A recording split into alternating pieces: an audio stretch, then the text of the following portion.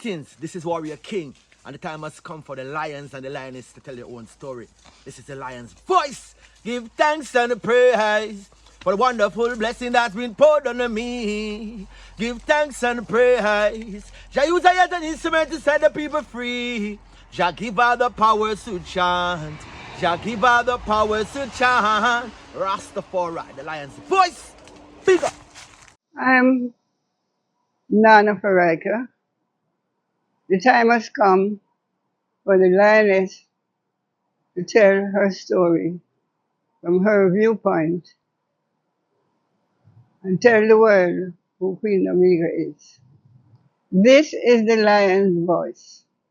We look at the Bible itself, and Revelation tells us a lot of things. And I have read, a lot of chapters of the Bible, because I myself, even though, I'm not a religious person. I consider myself a spiritual person. Yes. Because religion has caused so much war into this world, and war is big business for the barbarians. It's a man-made, religion is a man-made thing. So I see that there is something very divine about His Imperial Majesty. And we see the image. God said He made man in His own image, and in the image of man He created him. So I see His Imperial Majesty as a divine image of Christ in the flesh form.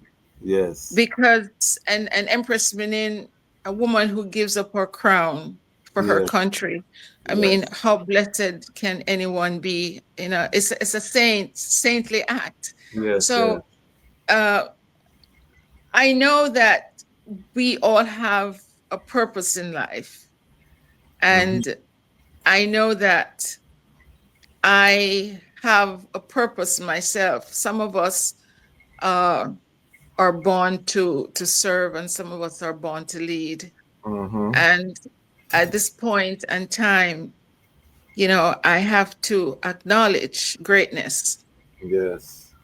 And there is no greater king on earth, or will be, or I don't know in another lifetime, but in this lifetime, is Emperor Selassie the First of Ethiopia. I'll hail him. Bustamante at the time was the prime minister, and he ordered the police captain of St. Thomas to just take my father out of St. Thomas with just the clothes on his back. So my father lost his house, he lost all of his personal belongings, he lost all the money and stuff that they had, and the government has never compensated him for that. And so that's when he actually decided that, he wanted to go to have a village where no one, could, he felt at the time that he would have more control if they were in a village, of Black people were in a little village of themselves, especially the indigenous Rasta people in Jamaica. But Jamaica is indebted to the Rasta movement. I wonder if you know that. And I'm going to tell you why they're indebted in the Rasta. Please. The Rasta built Jamaican economy. Yes. From a standpoint of selling environmental craft to tourists. Yes. From a standpoint of nutrition, health, and wellness. Yes. Rasta taught Jamaican people about health and wellness. Yes. They taught them how to eat. They taught them about purging their body with their tonic, right?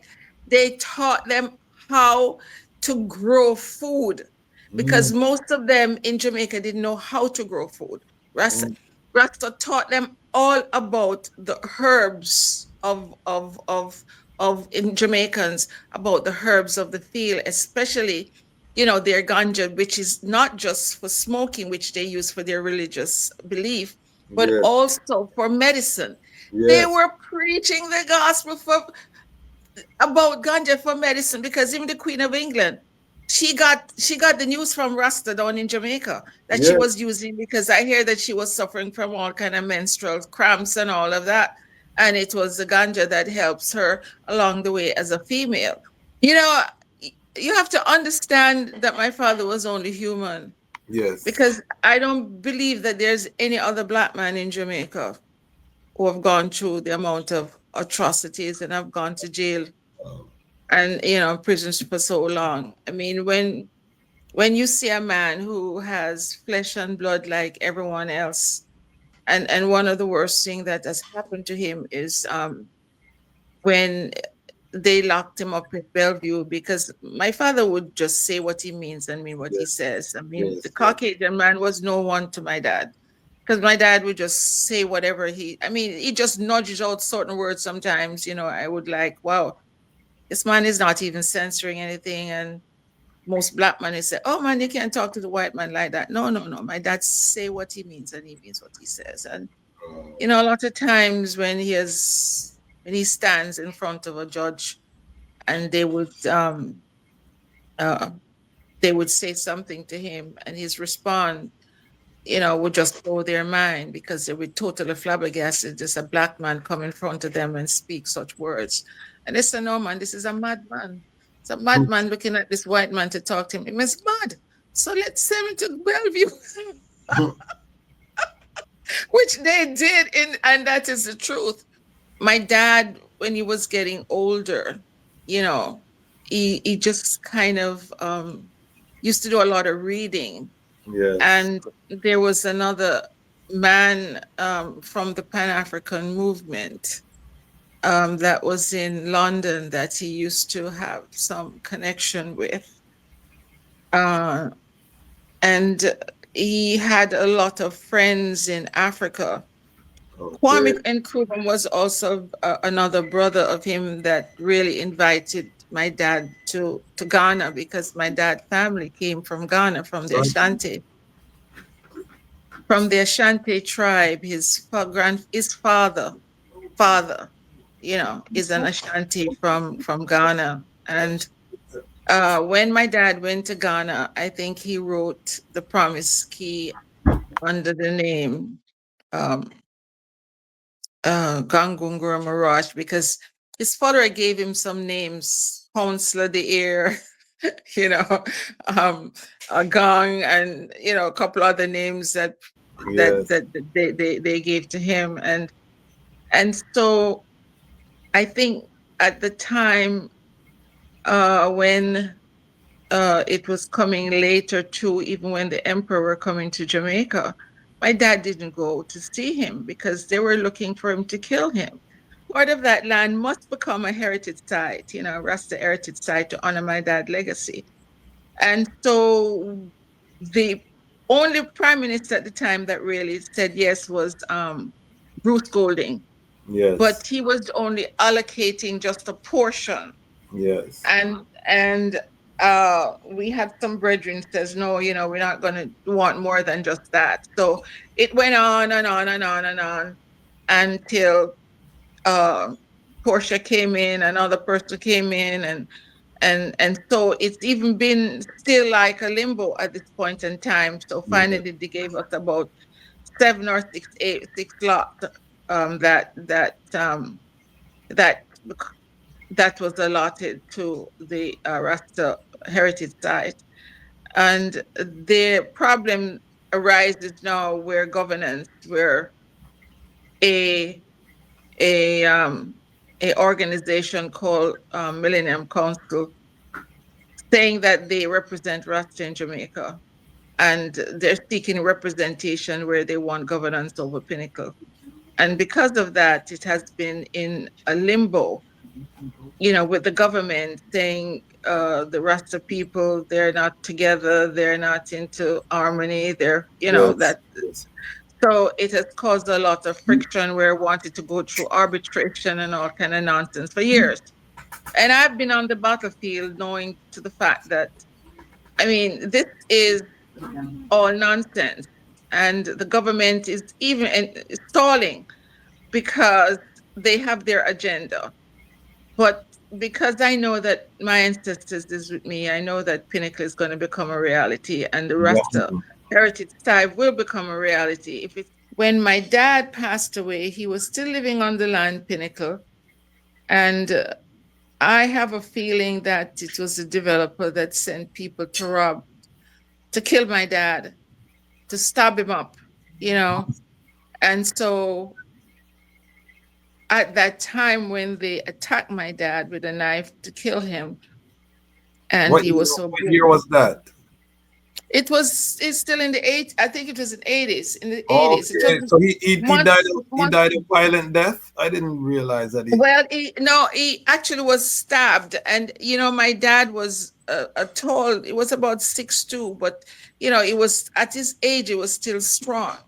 So they went on him to rob him, but I don't think it was robbery because people were trying to get him off the land for years and years and years. And my dad decided, it's my money that bought this. You can't try to get me off of something that I take my hard-earned money to buy. So he was stubborn and he was never going to leave Pinnacle. So they sent some people to rob, make it look like a robbery, but actually wanted to kill him. Okay. So there were two guys that went in on him, and he usually have his secretary there. Her name was Gertrude. And Miss Gertrude, we call her Miss Gertie. She was the secretary of my dad. You probably see her on video on YouTube a couple of times. So Rasta born in her and she born in Rasta. But anyway, he actually was robbed. And when I heard of it, my brother and sisters, we went down to Jamaica and we begged him to leave. And he decided finally that he was going to stay at a hotel. And that was the time called New Kingston Hotel, which after he never wanted to go to the hospital because he never trusted these people at the hospital. So he actually did homeopathic remedy to heal his hand because he held on to the knife of the guy who were trying to push the knife down his esophagus or his throat or to cut his tongue out or so, whatever the case might have been. But he fought them off. And in the process, his hands, that he held the knife in his hands and it sliced his hands in badly wounded himself. And when we finally get down there and my brother talked to them to stay at a hotel. And months later, while he was in the hotel, he had a heart attack and died. Wow. His secretary was there too at the time. But, the hard part was, she says that he was sitting in the chair and he wanted a glass of water because he always drank water with lime or lemon inside of it. He loves lemon water. And she said he took a couple of sips and then, she left him and went into the kitchen, and before he was gone. Wow. But my dad fought a real good fight because having suffered so much difficulties and having suffered at the hands of the oppressor, because he never gave up preaching Black history. And so he died for the liberation of his people. The funny part to me is that, I remember one day I was my mom and my dad, sometimes they'll have, my dad was a cool guy. You could say anything to him, and a woman could not razzle dazzle my father because he just looked at you like a fool. I mean, one day my mother tried to razzle dazzle my dad, and because my dad don't parent, she started crying because she wanted, it's like throwing. I mean, you're having this netball thing going, ball, you boom boom boom, back and forth argument. My dad wasn't into that. So because she wasn't getting that attention, she was like, and I'm saying, Mom, I mean, because Dad he's not going to, you're not going to pull him into that kind of conflict because he's not into that. And because of that, it's like, so one day I looked at my dad and I said, Dad, why do you have so much kid? He said, Catherine, women love money. And when you're good and kind to them, they won't leave you. He says you have to understand that originally it was 2,000 acres of land, and then they had confiscated part of it, that it became, when my father died, it became 500 acres. When Mr. Manley told me before my father died that, or before he died, that they could never take Pinnacle for under adverse possession, because as long as people live on my dad's estate, you know, they can't take it. But eventually, I don't know what happened, but you know, some crafted developer took us to court for about 5 years and won. Well, you know, I think one of the most important thing right now is me working on achieving the government of Jamaica. Yes. Finalizing those lots in Pinnacle to become a Rasta heritage site. Yes. Because when we are gone, when we're no longer here, what we have is memories to those that are left behind. And it's most of the young generation. And I have to ask myself, what is it that I could leave behind for the next generation? At least a benchmark or something. Yes. And I believe that in Pinnacle, those lots could cooperate in different structures. You know, we could have some sort of learning center up in Pinnacle. Yes. We could have a Black Heritage Museum, Rasta, or a Black Heritage Museum up there. Yes. We could, because since Rasta taught Jamaica health and wellness, we could also have a wellness center up there in Pinnacle. Why not? What a view up there. Let me tell you, brother, that alone would bring in a revenue in Jamaica. Of course. And not only that, that wellness center where we can incorporate even cannabis right now, which we are the one in Jamaica that actually, anyway, the Rasta in Jamaica has got, they need to kiss our asses. I'm not kidding you.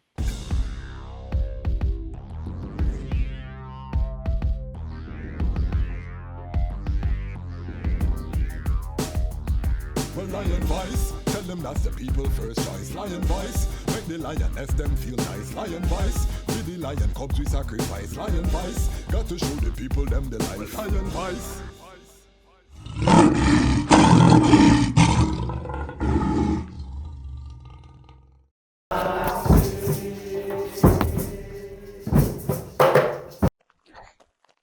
Jano, I'm so hungry, bro.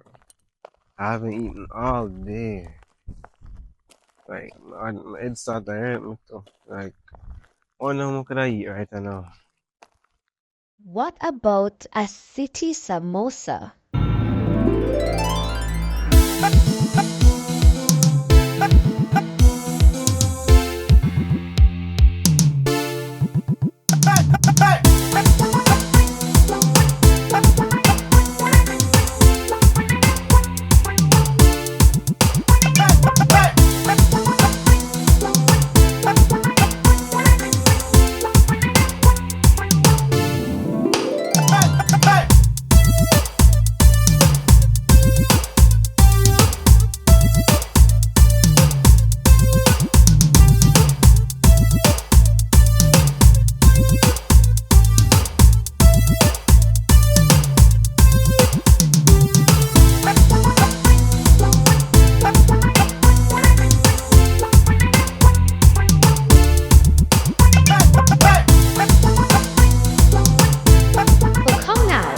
Get your samosa, a fusion of Indian, Jamaican, and African culture.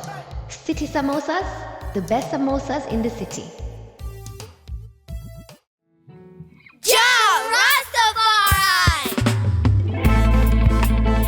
Them could never conquer the mountains. Thousands of years and counting. Ethiopia rise again unto the world. now we are announcing. Them a plan for war, we a plan for peace. And now we see them wanna go dismantle the base. When the trumpet sound and the violence cease, how we say one go build up the cities. Well, them a plan for war, we a plan for peace. And now we see them wanna go dismantle the base. Ras Tafari crown as the Prince of Peace. Him tell the youths them fi build up them countries. Well, solar energy that them a see. The whole city powered by the sun's energy. The road them make out of hemp and concrete. Neighborhoods full of fruit trees that taste sweet. The youths put down them guns, them harvest and a reap. The beautiful gardens will line every street. Tired of the bloodshed, them done with the beef. Not even animals for that, them burn out the meat. Where people say Haile Selassie, I see Nile. When they see say him a treat the dirt like a child. Peace on earth from the banks of the Nile. That's why we giving thanks in style. See say Babylon a weapon, them a stockpile. Babylon a wicked, kill them brother and smile. Lion, Babylon a reptile. Them a plant fish, shed blood, we got plans for the soil. Them a plan for war, we a plan for peace. And now we see them wanna go dismantle the base. When the trumpet sound and the violence cease, how we say one go build up the cities. Well, them a plan for war, we a plan for peace. And now we see them wanna go dismantle the base. Ras Tafari crown as the Prince of Peace. Him tell the youths them fi build up them countries. No more gullies, proper sanitation. Proper toilets with proper filtration. Clean water for the youths them fi use. Our sons and daughters safe, no more child abuse. Africa arise, read it in the news. On the day when Rastafari ready, wicked have to move. 3D printing alongside hem shoes. Herb get legalized, hard drugs them get refused. Well, people used to say they bring him man senile. True himself he tried it with man, woman and child. Himself peace on earth from the banks of the Nile. Do you have to tell the people about Ras Tafari? Light to the world. King of kings and the conquering line of the tribe of Judah. I like himself. Where's rightful ruler? Hey yo, yeah, hail them high, hail the black king on the 23rd of July. So tell them guy who praise God up in the sky, it's a lie. The Almighty living on your night. From ancient time them a try. Them Romans know them just open them suit and ties. Criminals ain't got no alibi, they stole my people. Then them comes without them genocide. Are you talking about slavery? Them couldn't kill the lion will come conquer Judah tribe. Go through tribulation, and I strive, see sufferation, and I still rise. That's why we tell them in America, live Rastafari in every ghetto area. We come to tell them in a Toronto straight.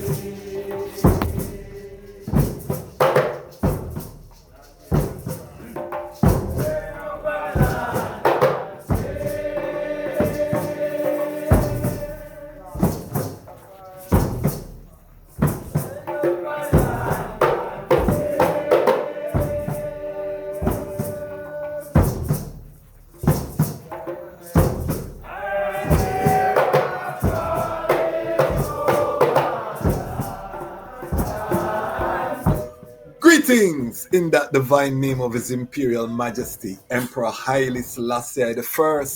Glory and honor in the name of His chosen Queen, Empress Waziri Menen. My name is Kwasi Bonsu, aka DejazmatchKwasi, aka Ras Kwasi, aka the Reading Ras, aka the Pan-African Happy Man, creative industry attorney. I'm an author, I'm an artist, I'm an actionist, and right now I am the host of Lion Talk. Welcome to Lion Talk and welcome to the Lion Voice Network, where the lions are telling our own story. Today's episode is one of those epic episodes. It's an instant classic. We are reasoning with one of the daughters of the great Honorable Leonard Percival Howell. Who am I talking about? I'm talking about Royal Princess Katherine Howell, one of our esteemed elders. We are going to the roots of Rastafari. We are returning to the pinnacle. The item I've heard I say on this platform many times that Pinnacle was the model, agro-business model, for us to really rise this movement properly. Agriculture has to be the basis. Leonard Howell had the vision, not only the vision, but he had the foresight and the competence. That's a key word I want us to think about. Competence to execute the vision on a high level prior to the ganja raid in the 1950s, and we're going to hear about all of that today. A thriving community, and we've never recovered in Jamaica since that time. We can argue back a wall, all of the scatteration, the tribulation stems from this attack that took place. And we want to talk about all of that on this episode, but we also know that Sister Kathy is also distinguish herself in her works in her own right, so we want to hear her journey as well. You know how we do it here, family. We are coming together to tell our own story. We don't want to hear it from a third party say, no. We want to hear from the ones them who walk the walk themselves. How did they see it, and the beauty of this platform is that a little girl in Zambia, can come on the internet now and hear the story. She don't have to travel to Jamaica and go find this elder, seated in their place. They can now, through the power of technology, global village benefits from this knowledge reserve, this global brain trust. So powerful works happening. Before I bring forward the elder, let me take time to big up the greatest online community on the planet. I'm biased, members of me bias. Who am I talking about? I'm talking about the Lion Pride. If you subscribe, you're part of the Lion Pride. We are roaring toward 50,000 subscribers, but that don't mean nothing, because right now we only have between 35 and 38 paid subscriptions in our Patreon. So we're asking the family become a paid subscriber so that we can fund Rastafari independent non-aligned media. No one is coming to save us. If we want our own truly independent platforms, then we have to fund it. We cannot depend on a sponsor. We cannot depend on big corporation over there. So we, the people, have to fund our liberation. So join us when we hit 50 in the Patreon. We're going to be choosing a Rastafari cause every month to support with a monetary contribution, and we're also going to interview the ones doing the work so that we can continue to highlight. So this is about action. We're creating a virtual village online. We're asking the family, let us come together so that we are the owners of our own story. We're not waiting on CNN and BBC and we cuss them because they never get it right and them say so and so. No.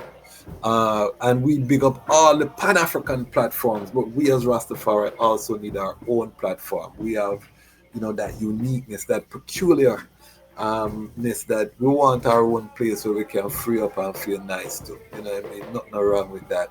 So join us. Big up the Ubuntu Lion Pride, 100 US permanent one-time attribution. When we get a physical space, you'll be immortalized as one of the contributors to the platform. So big up the Ubuntu. Big up the Watch and Peep, the Action Lion Pride. Some people don't have $1, you think say we dash them away. No, you like, you comment, you share. The greatest thing you can do as the Action Lion Pride is just watch the content. Go forward into the Lion Log. See Baba Duno, the last interview with the elder, who said there is no culture without agriculture. We have it here. Mama Fire, last full reasoning about her life. We have it here. Many ones who have trod on. We give thanks, Ras Joe Cooper. But also ones like Muta Baruka, ones like Kabaka Pyramid, ones like Yasos Afari. We have many testimonies of powerful Rastafari brethren and sister and Sister Carol, all in the archive. Go and watch the content, and that way you can also help the channel to boost the algorithm so it goes out to the global family. Also, If you just come to peep and see if we pop down, that helps too, you know, because your curiosity is driving the algorithm. But I told the people this is a dangerous platform to peep because we're so positive over here. When you come here with a bad mind, after a while you just start love what you see and you forget say you even name bad mind and you become a positive person. So be very careful if you're on this platform with a negative heart, because it can cleanse up your heart to see the testimony of Rastafari sons and daughters. You have been warned. All right. Housekeeping out of the way. Big up Frontline Books, Ras Tafari out of Chicago, Brother Carl, Philpotts, all of our sponsors, the global family that's coming together under the banner of Rastafari. Let us now go into our guest. Our guest is a daughter of Leonard Percival Howell. Advocacy, you know, she has done so much advocacy on behalf of her father and behalf of the family. Member of the Leonard Howell Foundation as well. She has done so much works in the community, and her voice has to be heard, particularly at this time when we're returning to the Irids of Pinnacle and what was established there. We're restoring the pathway that was set by Marcus Garvey. Let us welcome Sister Kathy Howell. Welcome, Sister Katherine Howell. Yes, greetings, brother. Greeting is in the name of His Imperial Majesty, Emperor Haile Selassie I and Empress Menen. I greet you all. All right. Give thanks. We have a tradition here on the Lion Talk show. I'm going to ask the eye to step into our Lion Talk time machine and to take us to the moment of your birth. Where were you born?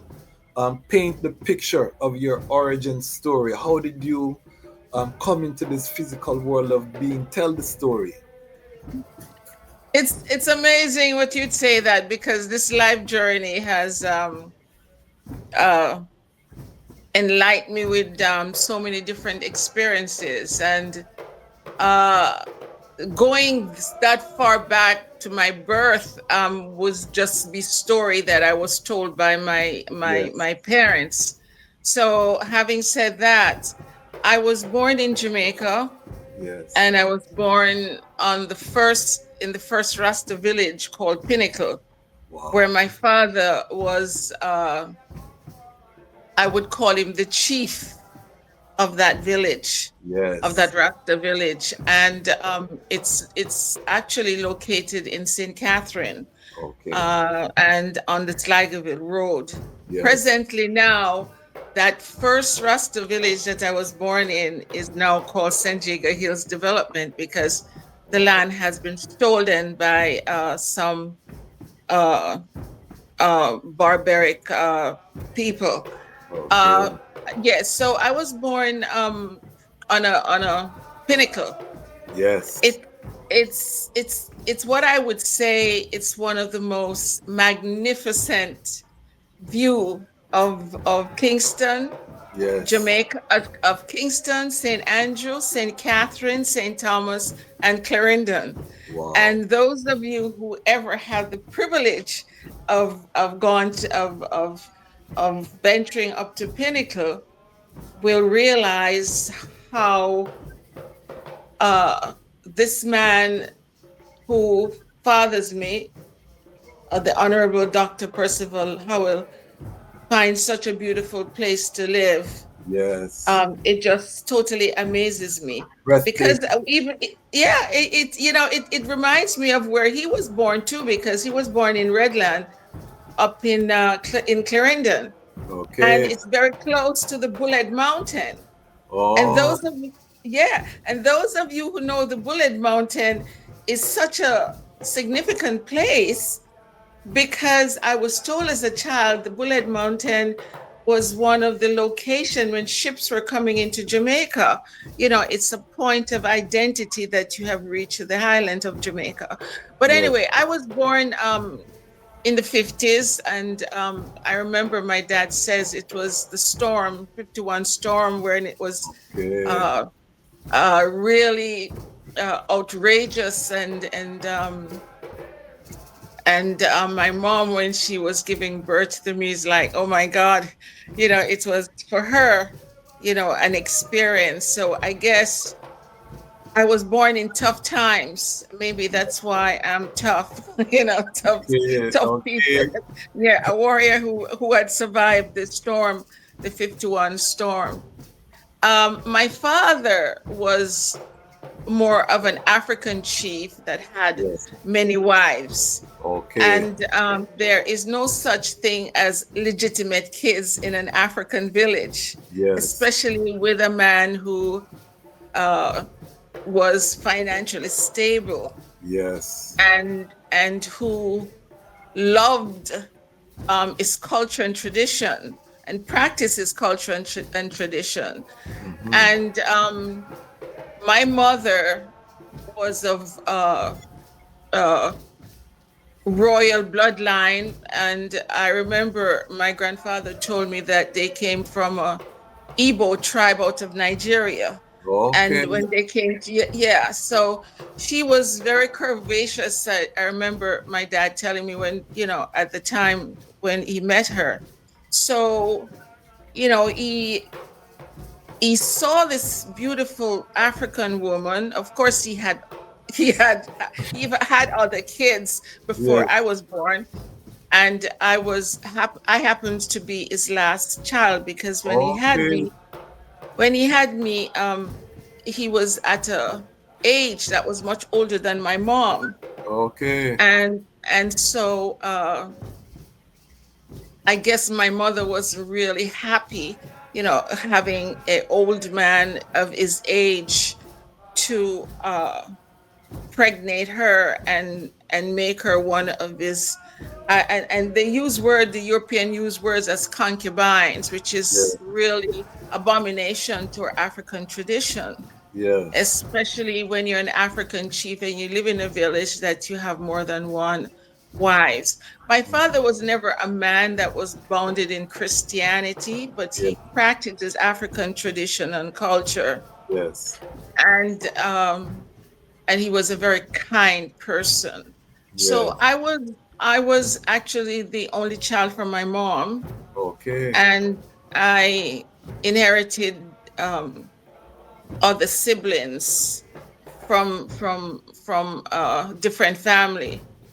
But one of the things that I remember most was that I grew up with brothers and sisters from different mother, but there was this love, and affection that I received from all these mothers, which was like, even though I wasn't actually their child, but they treated me as if, their child that I am. And I grew up with a lot of love and warmth and care.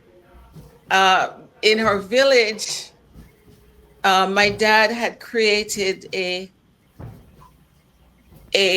feeling of Ubuntu for everyone. So, in other words, he aligned himself with that African word, Ubuntu. Ubuntu, is that what it is? Right. Ubuntu, Ubuntu. So everyone was actually considered to be a brother or a sister. And children were actually grown by mothers in the village. Every child had respect for adults, and you could never, ever, ever disrespect an adult. You see someone when you're passing the street, you bow and you kind of courtesy. Oh, good morning, brother. Good morning. That sort of Africanness. He established that Africanness. So we actually, my dad was the glue that kept us all together. And so when we grew up with that unity and that love because of our father, I truly believe when we actually moved to this Western Babylonian society, as we call this Western society, we kind of sort of now adopting a different principle of their society, which was so materialistic and oppressive and selfish and selfish. Yes, So yes. it's like we just kind of drift away from that, oneness.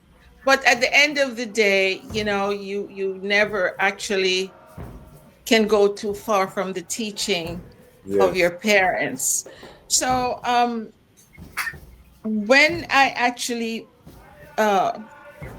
left Jamaica, and I'm talking about myself, not about my dad now. When I actually left Jamaica, I left there in the 80s to attend school. How old Because were you at that time? How old were you? I was around 19. I wasn't 20 yet because my mom actually filed for me to go to school in New York. And so I was perhaps around in my 20s because I had to have the visa before I was 21. So I came here in my 20s and I applied at Columbia to go to school. Okay. And I was living in New York at the time. My dad wasn't really in agreement with that because he felt that the education in Jamaica and in Africa far. My father was such a revolutionary. He felt that the education in Jamaica and in Africa exceeded the American education, or even the British type of education far exceeded the education in America. And I remember when I did the SAT exam, I did my O levels and A levels. It was so easy because I have never actually had to do an exam where you had multiple choice question. As you know, we actually brought up with this English system, especially with math. Everything. You have to memorize everything. Exactly.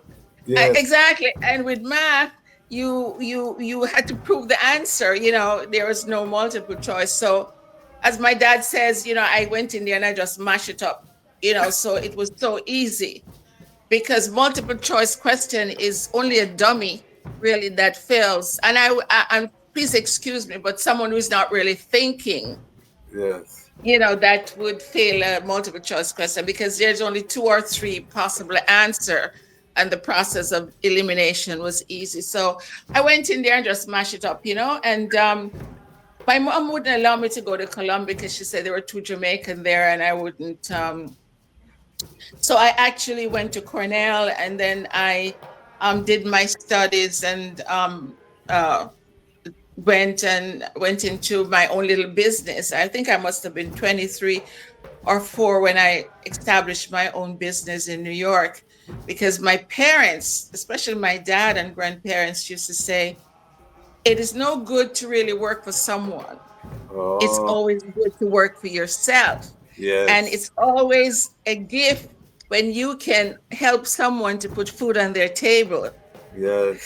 So I actually established a store in New York where I had some people that was also working with me. I would like to think of them, they're not working for me, because words are important, but they're working with me to develop economic growth. And one of the things that I would do, I would travel to Italy, Germany, Africa, buying clothes and sell for profit and, really make an income, and was able to buy my first house at 24 in New York. And so it's just the teaching of my dad. It's like self-employment, self-empowerment. I remember one day I had a interview because my business at one time went down where money flowing wasn't doing so good and I needed extra money. And I took on an assignment with a company and I went to Jamaica and I was talking to my dad and I said, Dad, the business is not doing so good. So I had to go out there and try to make extra dollars. And he laughed. He looked in my face and he laughed. So he says, well, what have you been doing? And we would sit down. He was a man that really cool man he was. You know, I could sit down and talk to him and say just about anything. So he would always tell me, it's always good to have a business plan and try to execute it the best way. And how is it I'm doing my marketing and, you know, that sort of thing. But at the same time, he wanted me to come back to Jamaica, you know, after school, because he felt that there was a need for me to come back to Jamaica and live and to be a part of the Rastafarian movement, to help to develop the movement itself. Okay. But having gone back there and was there for a while and kind of tasted that dark cloud of political unrest, you know, politics really in the 80s destroyed a lot of people lives, and also they were not happy. You know, a lot of people move away from Jamaica for better living and working condition. And just because of politics, a lot of people didn't have to move because they were living so well, but the political arena was not real well. So I decided I was coming back here. And my dad says to me, why are you going back to the United States? You know, it's not a place where I think that you would do much better here. And he looked at me one day and he says, you know, the difference between you and I, Kathy, you work for money, but I let my money work for me. So I said, how is it that? He says, well, it's about establishing multi-businesses, you know. And at that point, I really start thinking about, well, if I couldn't start multi-businesses, then I could try and do investments. So I start buying stocks and shares in different, the oil company and different places. But at the end of the day, the idea was for me to come back to Jamaica and you know, to do the needful, because Dad always talk about doing the needful. So I was still living in New York when my father passed away. What year was that? What year was that? I think it was 1980. Yeah, I think it was 80. You know, I was so devastated because we were very close. You know, he was someone that I could always talk to. He was someone that I really valued his advice, because when he nudges out word, you know, if they weren't funny, they would even let me go seek the Oxford Concise Dictionary, because the big words, some of the time when he talks to me, I didn't know what the hell he's saying. So I had to run to the dictionary to hear what it is that this means. Or, you know, he was talking above my head most of the times that I couldn't even know. And the parables and stuff that he would use that really gets me kind of crazy. But still and yet, you know, the guidance, you know, that he gave me, you know, I was able to put some of that in practice to make my life a lot better. What do you know about your father's upbringing and his education? Because this is a mystery. How was he so well educated in that time, pre-Jim Crow, traveled to America? You know what I mean? What do you know about your father's upbringing and how he was educated? Well, you know, my father had some brothers that were still alive, actually, when I was in my teens, and I was able to talk to some of them. We had his brother Godman used to live in London, and he had a brother called Cardiff that was living in New York on In Harlem, yeah. Yeah. So we would sit down and have little dialogue, and he would talk to me about my dad, and he would say that my dad was really one of the eldest, and he had a quest for knowledge because they had tinning lamp in those days and kerosene lamp in those days. And Daddy used to read a lot, you know, he would always reading about what's going on in the world and always, and he was very good at math. You know, my uncle would tell me because he was the one that would, his father was a tailor and was also a preacher in Redlands. Okay. And his mother was a homemaker, and you know, she was the pillow of the house. You know, the woman, even though they said, you know, the man is the boss, but my father's mother was really a warrior queen. And when I said a warrior queen, I mean she was a soft river but run real deep, you know. Yes. Exactly, very submissive, but hey, that's don't take that softness for, you know. Yes. And that my Divine uncle used feminine. The divine feminine. exactly.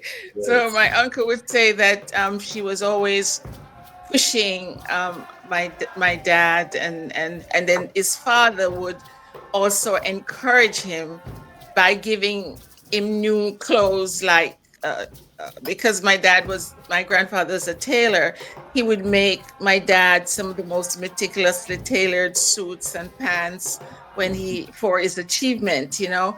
Okay. And so my dad was really an overachiever in terms of reading, he was really a math whiz, and he wanted so much knowledge. And I think at the time in Jamaica, when there was so much racial discrimination and segregation going on there was a tale that I was told that he saw someone either kill someone or some such tale about, and so the family wanted him to leave Jamaica to come to America to do medicine.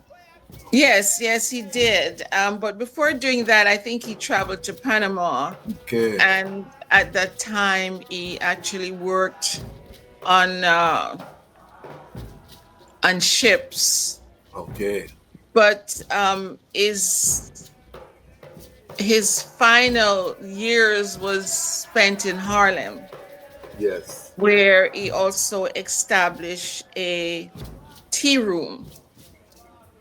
And that tea room was a place where, as a matter of fact, there's a lady that used to be with the UNIA, Dr. Samadi. She told me her mother used to work for my dad in New York. Oh, wow. In that tea room in Harlem. And in those days, you know, men were like docked, you know, how they dresses, you know, Black men.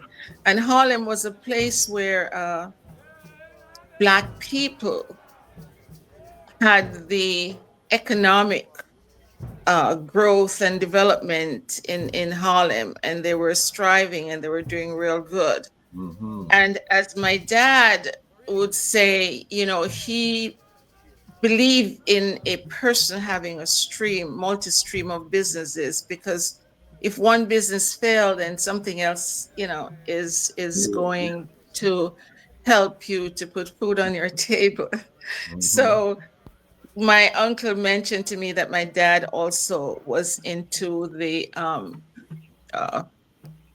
renovation and construction business, into real estate. Okay. So it really helps him to create economic stability. And also he was very politically active. I think his tea room too was also a place where brothers would come together and have meetings, because he was also a part of the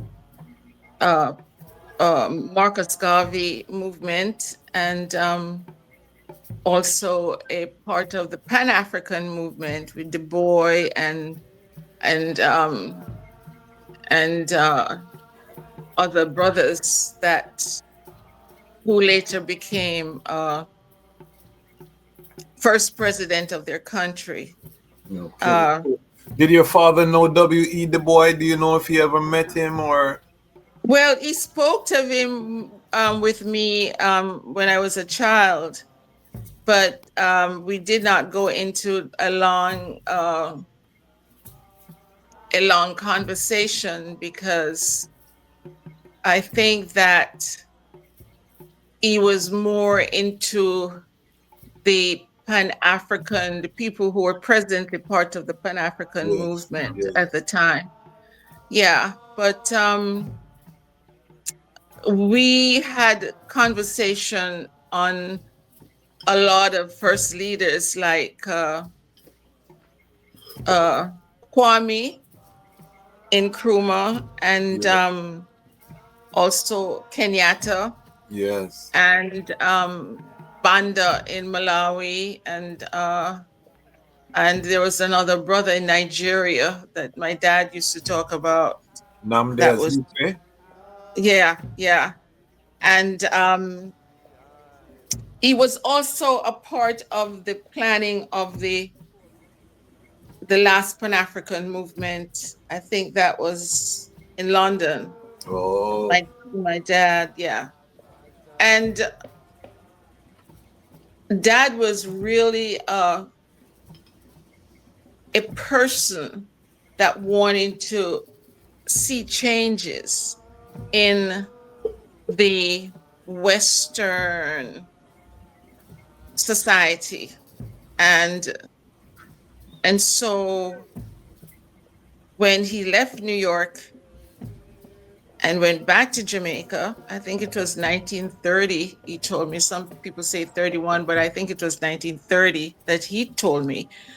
And the crowning of his Emperor Haile Selassie of Ethiopia was when my father decided to engage in a new paradigm in Jamaica. Of course, there were other people that were preaching Ras Tafari, but my dad was the most successful because no other man in Jamaica had gone through the atrocity for his people as my father did. And what I'm seeing, the picture that's emerging for me, that is emerging, because I always, leadership is not something that is a dime a dozen.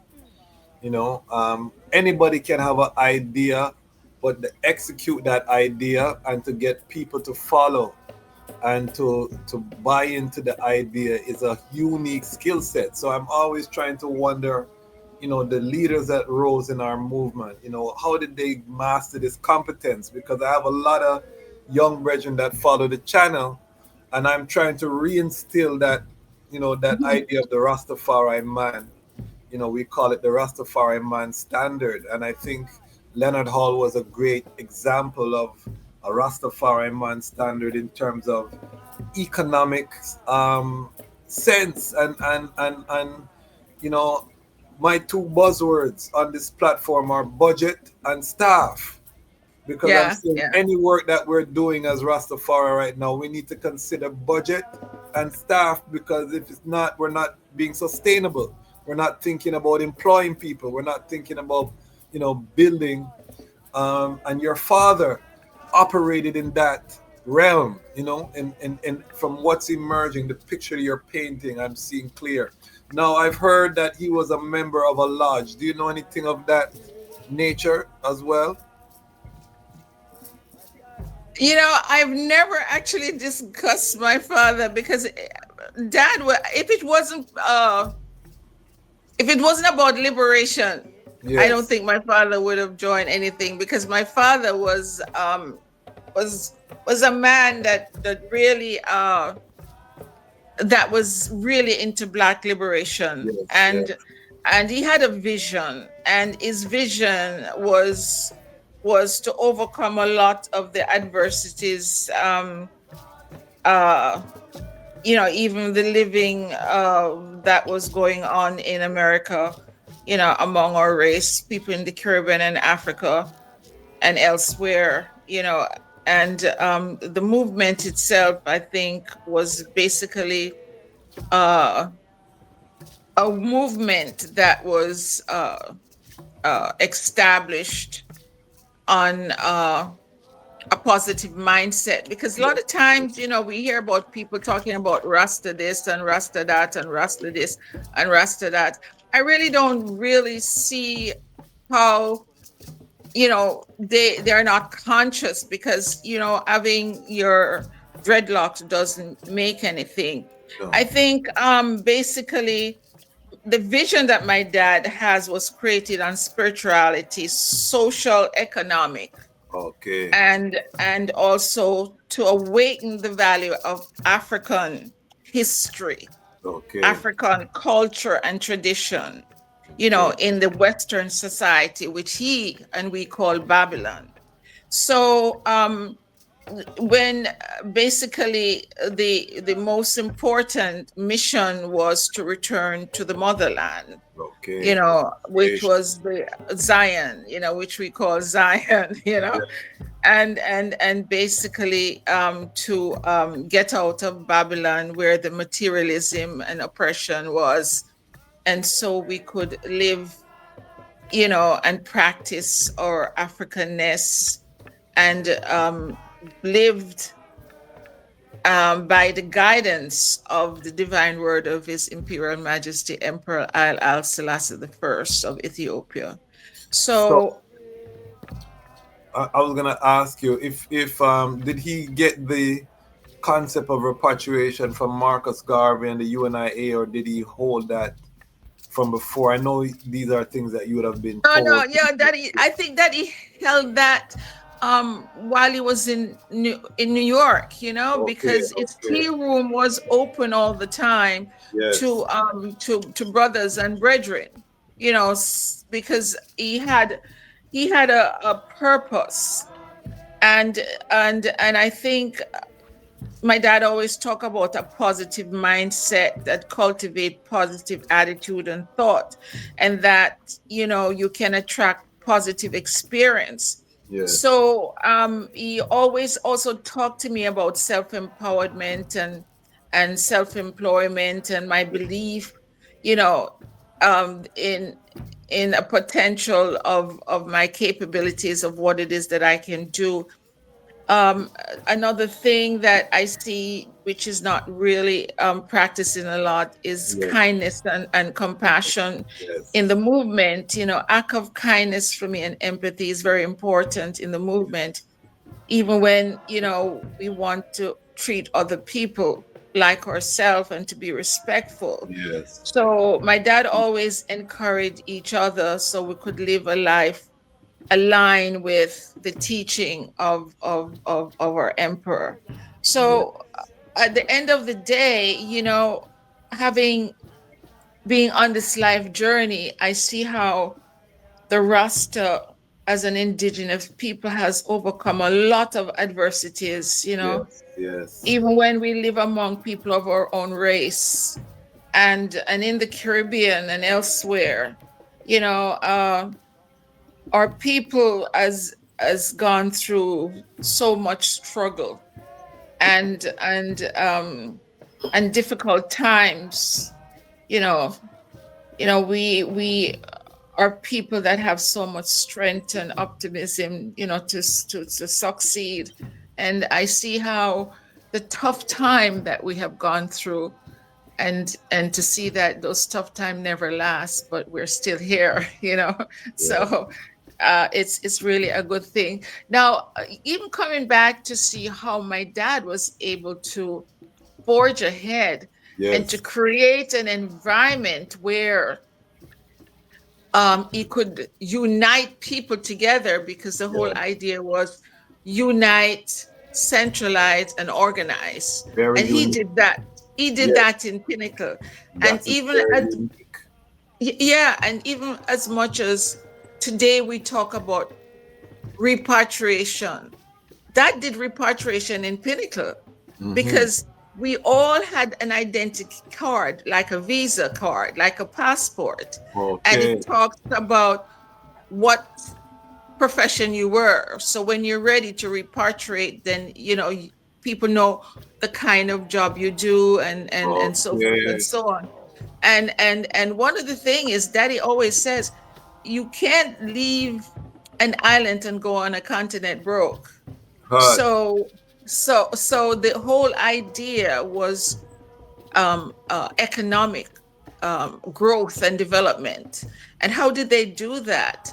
I think my dad had a special gift, the way he would galvanize people and bring them together in a way that it just spread like a wildflower, that people wants to be around him, and to be around him meaning that you yourself has to have that feeling of oneness, because you can't come into the circle in especially in Pinnacle unless you're your brother's keeper. They used to have a motto that says, one for all and all for one. So if you mess with one Rasta man, you mess with everybody coming at you like a bees, you know. I want to emphasize that, because especially for the brethren to see Leonard Howell emphasize what is it that you bring to the table, you know. So there shouldn't be any brethren sleeping out the day. You're burning your herb and you're not industrious. You know what I mean? Are you crazy? I mean, you sleep a day away. I mean, even with me at my age right now, I'm an elder, you know, I get up at 6 o'clock in the morning, maybe not early enough, but, you know, I have to plan my day and make sure that, you know, I have established some kind of positive system, you know, in my life. And it means that productivity is important, because you know, you have to be able to produce, because if you can't, then what? I mean, you just go around begging and boring. And if you get sick, you can't even take care of yourself. You die, you can't bury yourself because you have nothing in place to bury you. So, you know, the whole thing in Pinnacle was that everyone had to be self-sufficient and to be self-employed. And there were men there that was growing agriculture. Some of them were masons, some of them were tradesmen of different types. Some of them were very creative in craft work. I remember this man that used to make slippers from the rubber tire, you know, of the cars, and would go down to Kingston and sell. And the women, they were they were great farmers too, because even in Africa, you know that women, you know, are the most productive when it comes into farming, and most of them go to the market and sell their produce too. You know, they had donkeys in those days, so most of those poor donkeys used to carry the weight of the agriculture farm down to the market to sell to the iglas. And the iglas would come and buy from them, because they were the farmer that was producing the food, and the market people down there were buying from them. Sometimes they were so generous that they wouldn't bring the food back up to Pinnacle. The poorhouse, the prisons, the hospitals, and private and public sector people would also inherited some of those goods that, you know, they had left over. They understood public relations. Absolutely. As well, community development. Absolutely. And another thing that really, as a child, I'll never forget that even though we talk about co-op now, I think my father had really built a co-op in Pinnacle, but in a different sense. And I'll tell you how. Let's say a guy that is a farmer and he's planting, let's say ganja, weed, for example. Yes. And there is a way to grow that, because it has to be a certain time of the year. It's got to be a certain time, and the soil has to be good, and it all has to be natural, whatever nutrients that they get. Let's say July or Thursday, was that person day to harvest, everyone would come and give him that time to harvest, right? So they would help. And there's another one would get like a Wednesday. And those group of people, whether it's from A, B, C, D group, would come and help those person harvest. So there was a system where each one helped each one during the time of harvesting. Yeah. And so because we were planting the same thing, they were able also to exchange food among themselves. Yes. You know, as a form of appreciation. Wow. You know, I remember my grandfather was a builder, and he used to work at Kimana's estate. And he would plant, but not really, you know, a whole lot. But because there were people in the community that needed their house built, my grandfather would just go there and do certain work that, you know, he wouldn't charge for it. But guess what? By the end of the week, there was all kind of cassava and banana and breadfruit and this and, you know, that coming from different people. So there was no way that people down there would starve because those people had, exactly, they had a way. So in a way for me, even when I was schooled that, and I used to talk about cooperative businesses, which is very lucrative, and also it empowers you to be a part of something big and a part of economic growth. So I, as I said, you know, this life journey, I've experienced and see so many things, and you know, how to see how my dad even get these people to work in such unity, and to know that he had it structured up really like a well, it's not really, I would say, a company, but the movement itself was structured up in a way that they would have Saturday meetings, because Saturday were the days when they do their spiritual worshiping. And also in the evening, they would have like a big feast where everybody just would come and eat, because most people don't cook. So the men were the one that were actually the chef, and the women were the one that serves. And at that big meeting, Dad would always have a transparency and accountability where the treasurer himself would come up and stand up and say how much there was in the bank in order for the hardship funds, because they had a fund that was set up there for hardship funds, that they pay a due into the hardship funds. And they would say how much they receive and from who and who, even though people had to pay dues, but it wasn't compulsory if they didn't have the money. Sometimes a member would perhaps borrow from another brother or sister to pay their funds, but money was always there. So Rastaman, if he should get married or he died, didn't have to worry about no money, because the money comes from the hardship fund to help that person. So, and then we had a secretary too, that she would take notes and then discuss what happened at the last meetings. And, you know, my dad, I was a little girl, I would sit in front and, you know, listen to him, just giving positive encouragement to the members.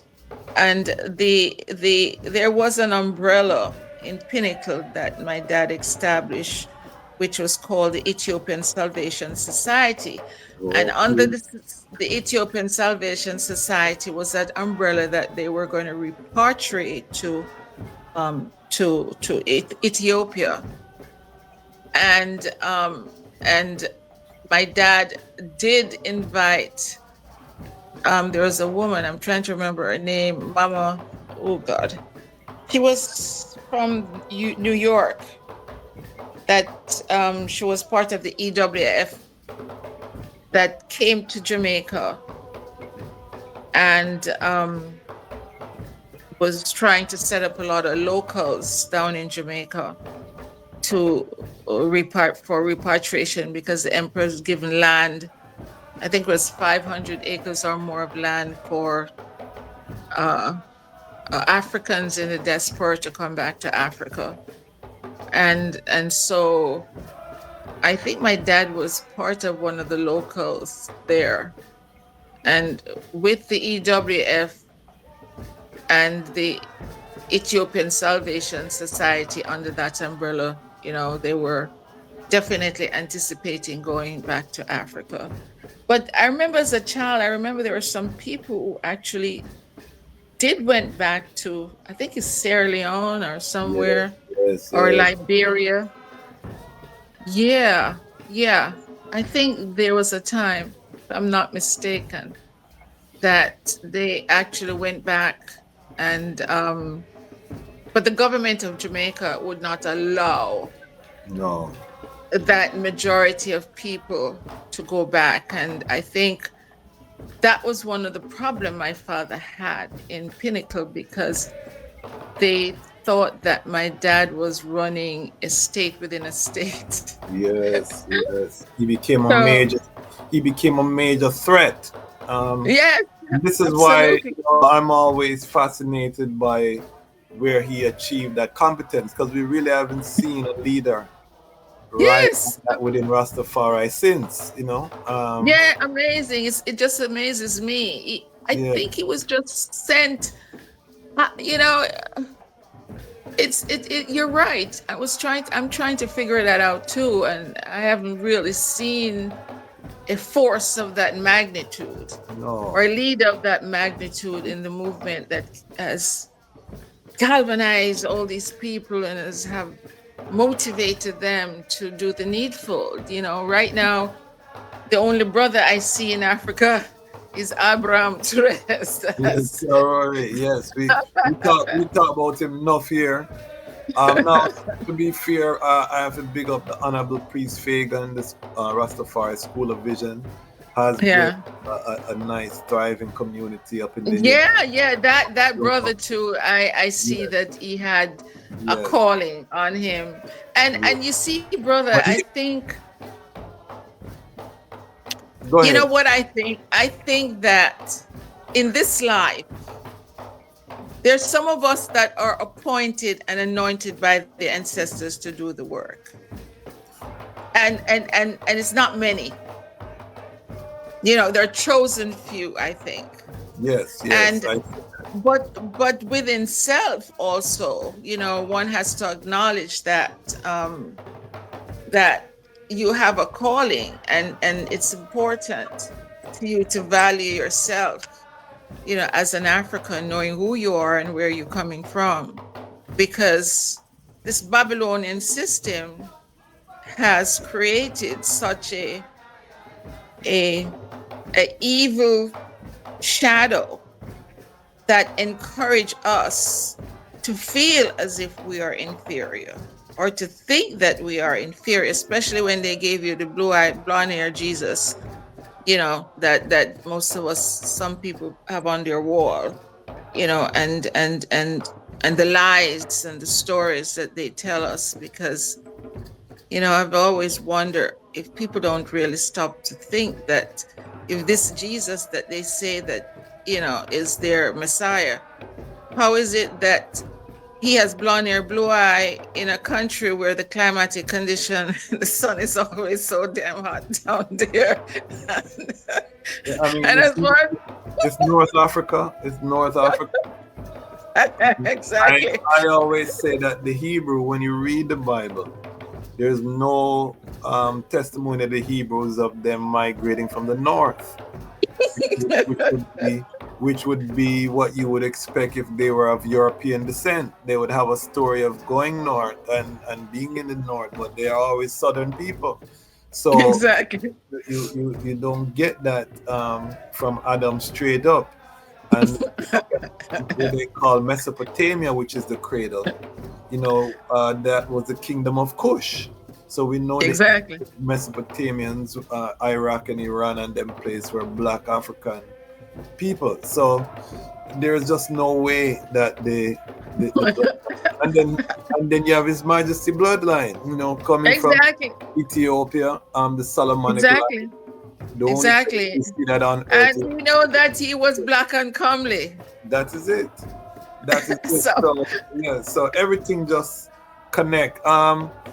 There's been information uncovered recently. We've learned about the Rastafarites, which were early Rastafari in Chicago. Grover Redding in 1919, the first martyr for Rastafari. He was hung after inciting uprising in Chicago with some of his followers, and they were pledging allegiance to the regent, heir to the throne, Rastafari McConnell. And then we had also James Webb, also in the same year, who said, "Look to the east for the coming of the universal king," which then Marcus Garvey put in his play. And I think both were affiliated in some way with the UNIA, but we're just recently learning about this African American contribution to the movements. And then there's a quote ascribed to your father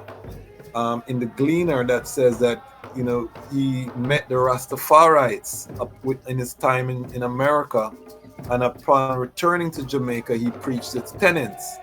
Do you know any information about his connection with this Rastafari movement in the United States, and how that impacted him? Because he was very peculiar from Garvey. Garvey said back to Africa, but Garvey was not into Rastafari as a divine person. he wasn't. As a matter of fact, Garvey had made some really bad remarks about Yes. the emperor, but and Garvey, I'd really see my dad too, because Garvey was a little man like a Bonaparte, anyway, we won't get into that. But the point is that my dad really, I think, established that sense of consciousness in the US. Okay. Because he always mentioned about the consciousness and the tea room where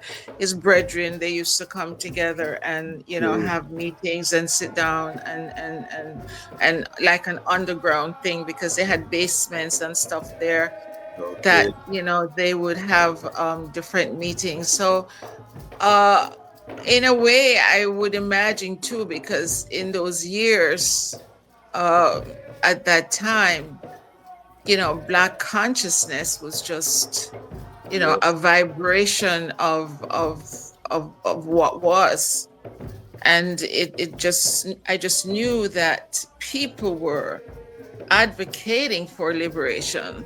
Yes. And they were always working, to demolish racial segregation. So I wouldn't.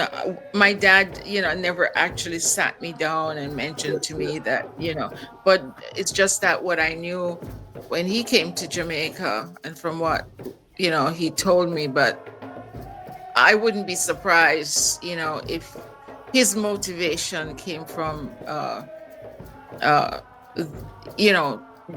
from any one of his associate. Yes. Or his brother. He likes to call them brothers. As we say, brethren. Yeah, his brethren.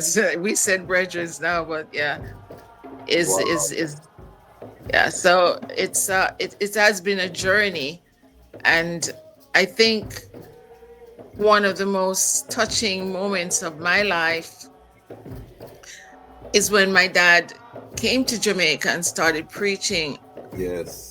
The divinity of His Majesty Emperor Haile Selassie I, and he had these pictures that he was distributing in Kingston. Yes. And then after he went to St. Thomas, and then, this magnitude of followers that he had in St. Thomas, that he actually owned a house in St. Thomas that they were using as headquarters. Okay.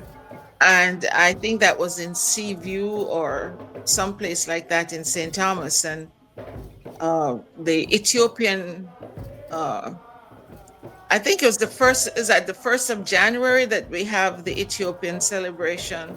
Yes. Yeah. they came in and destroyed his belonging. He even said the uniforms that because they always do marches on the street, you know, while there were uniform that was being sewn for the Ethiopian celebration, and the government did not want him to teach the people of their history, of their culture, of their tradition, and to make them understand that they were actually the superior people on the planet Earth, and that the king and queen was not their king, because they've been so superior that their king was king of all kings and lord of all lords, and also the conquering lion of the tribe of Judah. So that make us as Rasta to be superior, because we serve a king that is greater than all king. And so when my dad was preaching, the government decided that they would try to dismantle and destroy the Rasta camp headquarters in Seaport in St. Thomas, and they actually locked him up for sedation and throw him in prison. Interesting enough, there was some crazy incident as a child. I used to hear these men talking about that when he was in prison, this junker just come down on the courthouse and everybody just ran away. This was a sign that Howell was there and Howell was of divine power. And so the ancestors... A big gun to come pitch on them. I'm telling you. I mean, I would just laugh at some of this stuff that I heard. And, you know, my dad told me that the worst part about it, these Caucasian people would not let the man defend, did not want him to have his own lawyer. So he had to defend himself. And at the end of the day, you know, the people that he cross-examined, which was the police corporal and some other people and all of that. And my dad, I imagine he must have done a pretty good job of cross-examination. But at the end of the day, they found him guilty, and so he had to serve, I think, 2 years or so, you know, in jail. And my dad said he stood in front of the man and says he must give him the worst punishment, because when he comes back, his punishment is going to be even worse. I mean, it was really a thing where my dad was a bold person. Yes. He fearless. And I said, Daddy, how could you manage to do that? He says, Catherine, and he always says to me, when you talk to someone, you look them straight in the face and you say what you mean and mean what you said, because, you know, there's no greater person on the planet Earth than Black people, because we're from celestial being. And therefore, we should not be afraid of any inferior person that consider themselves to be superior with us, because a Black woman is Mother Earth, because from her comes all different nationality. And the older I get, I see that's really true, because when I go to Africa and see a Black man and a Black woman bring forth an albino, blonde hair, blue eyes and person, you know, and I'm saying, wow, this is really interesting. I've never seen a white people bringing no dark-skinned, decadent, chocolate person like me. I mean, so we have got to be superior. And a lot of times he say things to me, I'd laugh at it. But when I think back about it, you know, I said, you know, so this man was telling the truth. But anyway, he said when they threw him in jail, and they said, the same man, the same judge that threw my father in jail, he threw another brother, civil rights brother, in jail in Malawi.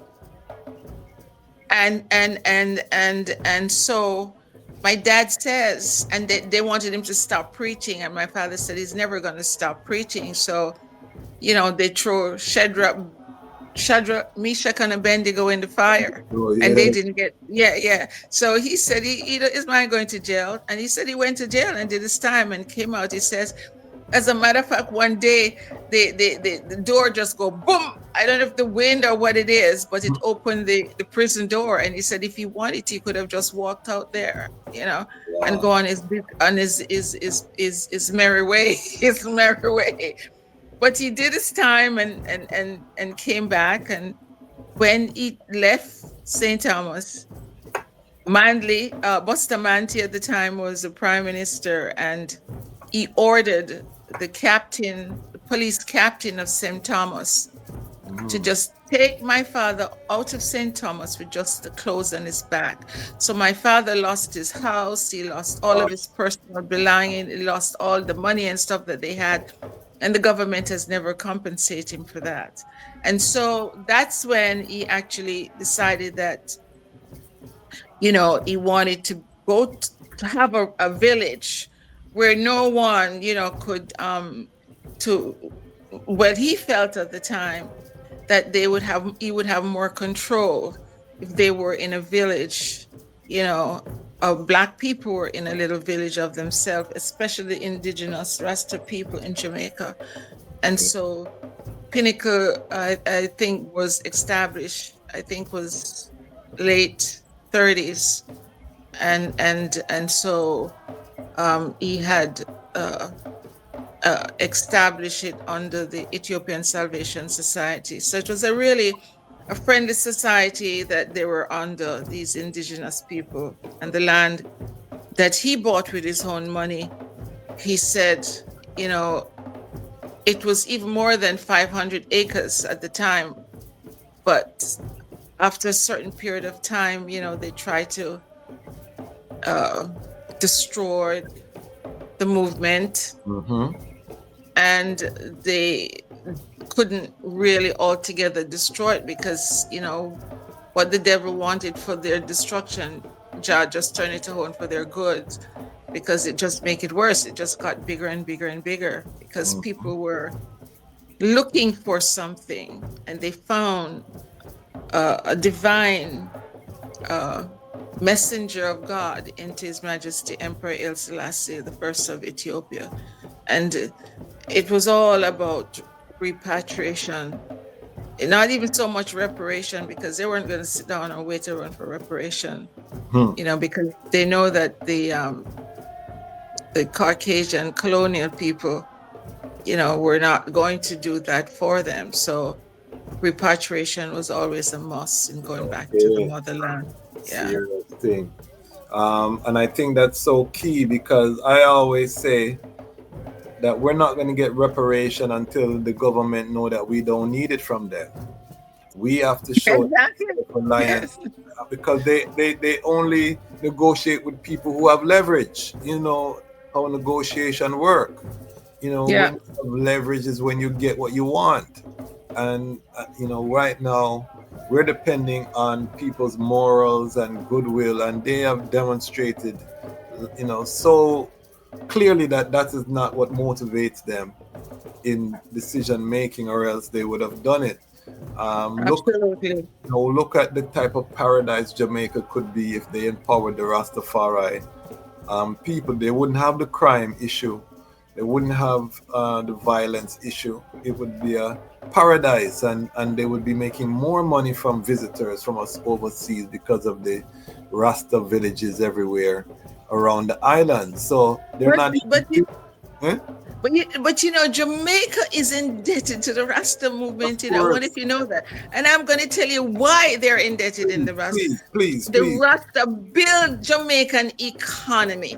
Yes. From a standpoint of selling environmental craft to tourists. Yes. From a standpoint of nutrition, health, and wellness. Yes. Rasta taught Jamaican people about health and wellness. Yes. They taught them how to eat. They taught them about purging their body with their tonic, right? They taught them how to grow food, because most of them in Jamaica didn't know how to grow food. Rasta taught them all about the herbs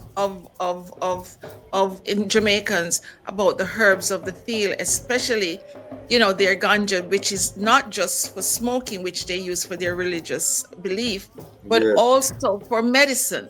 They Yes. were preaching the gospel about ganja for medicine, because even the Queen of England, she got the news from Rasta down in Jamaica that she Yes. was using, because I hear that she was suffering from all kind of menstrual cramps and all of that, and it was the ganja that helps her along the way as a female.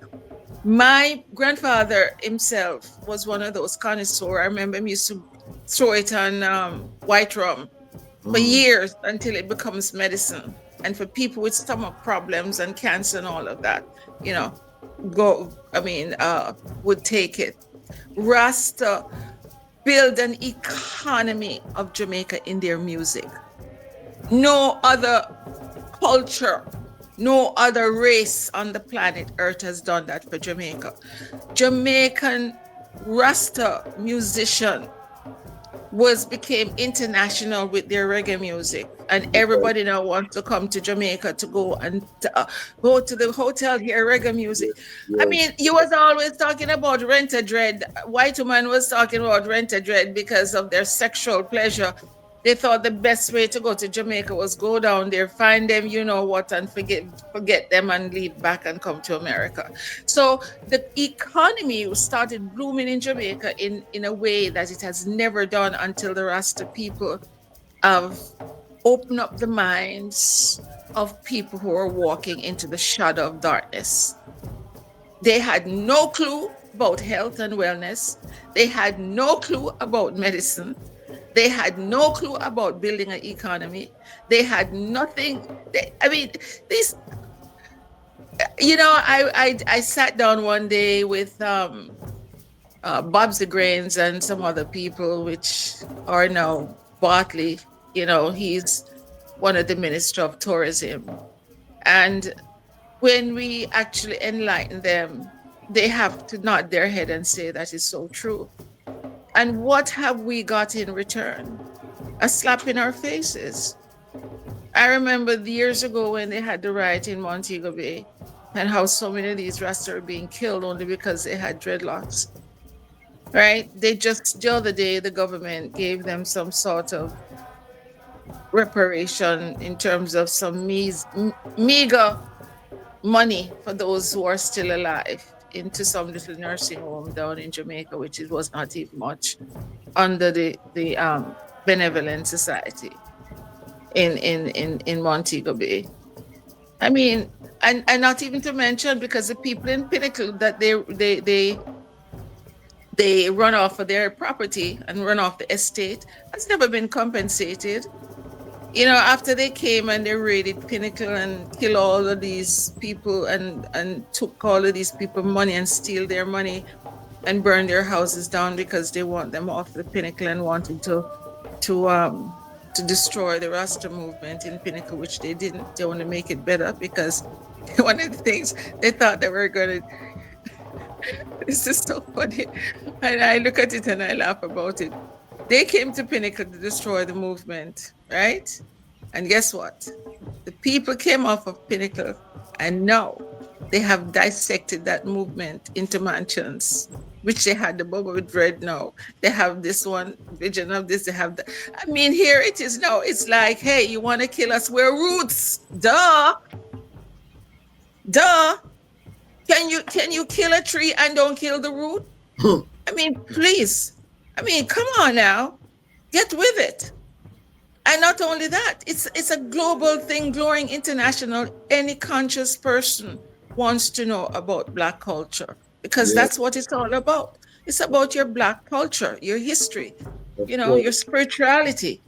Your spirituality and mindset is very important, because, I mean, I see how the spirituality and the mindset of the Asian, how they were able to win the war with France. Yes. And that is what we need to, which we Rasta have engaged into, because that's when we do our drums and we call down and fire down on Babylon and see how things. And I'm glad that you say about the drums, because I spoke to Dr. Barnett and he was making the connection between the people of St. Thomas and the Boro drum and the Kona drum and the drum that went to Pinnacle and then that evolved into the Nyabingi drum. So the straight line from Pinnacle to the Nyabingi, and it runs through the Congo, which makes sense. But what you're saying about what Rastafari has done for Jamaica makes so much sense, and I'm glad that they can hear it from the eye. I've said it before. I think about 80% plus of brand Jamaica is really Rastafari. I've said that on this platform, so I'm glad they're hearing it from someone else than I, because it just seemed so no-brainer. What I want to know, how old was the I when you left Pinnacle, your last memories of Pinnacle? And a lot of people don't know that Leonard Howell lived so long into the 70s, and he passed in the 80s. Where was he in those years after the ganja raid? Why didn't we see him rise again with a new movement? You have to understand that my father was only human. Yes. Because I don't believe that there's any other black man in Jamaica who have gone through the amount of atrocities and have gone to jail and prisons for so long. I mean, when you see a man who has flesh and blood like everyone else, and one of the worst things that has happened to him is when they locked him up in Bellevue, because my father would just say what he means and mean what he says. I mean, the Caucasian man was no one to my dad, because my dad would just say whatever he just nudges out certain words sometimes. I would like, wow, this man is not even censoring anything. And most black men say, oh man, you can't talk to the white man like that. No. My dad say what he means and he means what he says. And, a lot of times when he stands in front of a judge and they would say something to him and his response, would just blow their mind, because they were totally flabbergasted. Just a black man come in front of them and speak such words. And they said, no, man, this is a madman. It's a madman looking at this white man to talk to him. He was mad. So let's send him to Bellevue. Which they did, and that is the truth. My dad, remember one day he said, they tried to do the shock treatment on him, and he mentally came out of his body. Mentally just came out of his body and just say to themselves, whatever you want to do with this body, but you can't touch the spirit. And that's one of the things of his survival. And every time there was something, boy, go get Howell, man. Boom, jail time. Wow. So with that, our family was my mom, she comes from one of those bourgeois people up in St. Andrew, and her family, them just cut her off because they just couldn't deal with all the things that my dad was going on. And my mom, she wanted to just leave Jamaica because of the shame. Yeah. Then she felt that, she didn't want to be a part of all of this anymore. And even my older brother Monty, has a story to tell that he was just a young child, about 12, when they came and raided Pinnacle. I must have been about 6 or 7 when they raided Pinnacle. And they was trying to lock up my brother only because he was the son of Howell. Wow. And then bribed my dad to give them money. The police bribed my dad to give them money so my brother Monty could be set free. So right now, even my brother Monty has got so much memory of the atrocity that went on with my dad. And he himself wanted to leave Jamaica. Then he went away to England, to do the needful in order to get away from Jamaica because of Bustamante. Wow. It gotten to the point that my dad, when he was getting older, he just kind of used to do a lot of reading. Yes. And there was another man from the Pan-African movement that was in London that he used to have some connection with. And he had a lot of friends in Africa Kwame Nkrumah was also another brother of him that really invited my dad to Ghana, because my dad's family came from Ghana, from the Ashanti. From the Ashanti tribe. His father,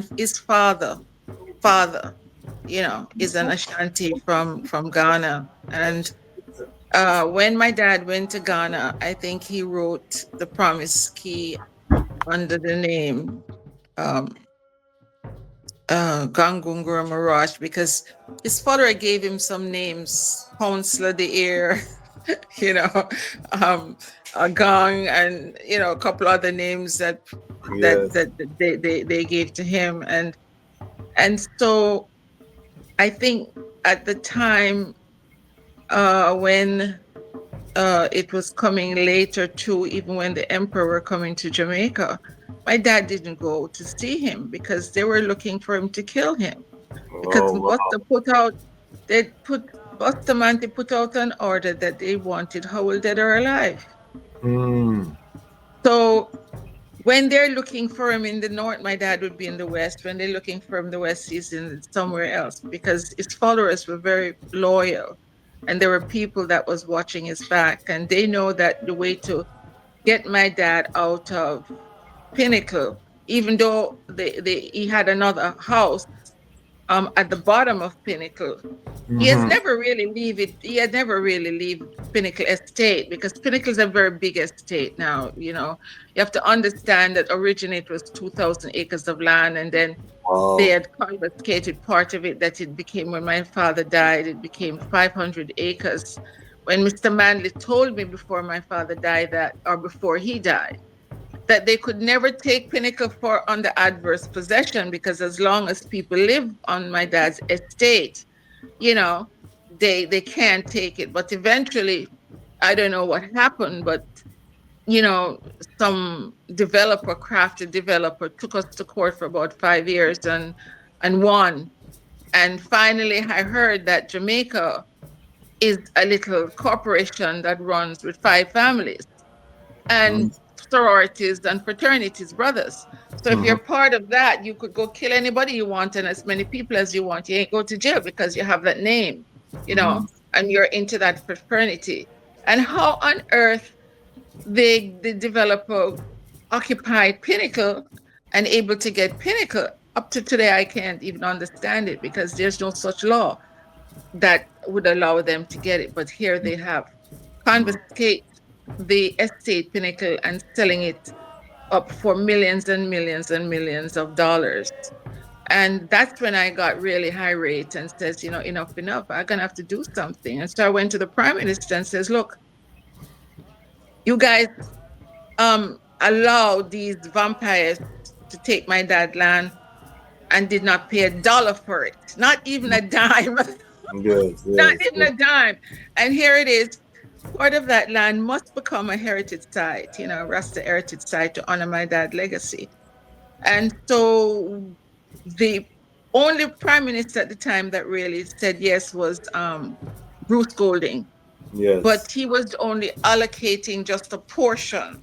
Yes. And we had some brethren says, no, we're not going to want more than just that. So it went on and on and on and on until Portia came in, another person came in, and so it's even been still like a limbo at this point in time. So finally they gave us about 7 or 6 lots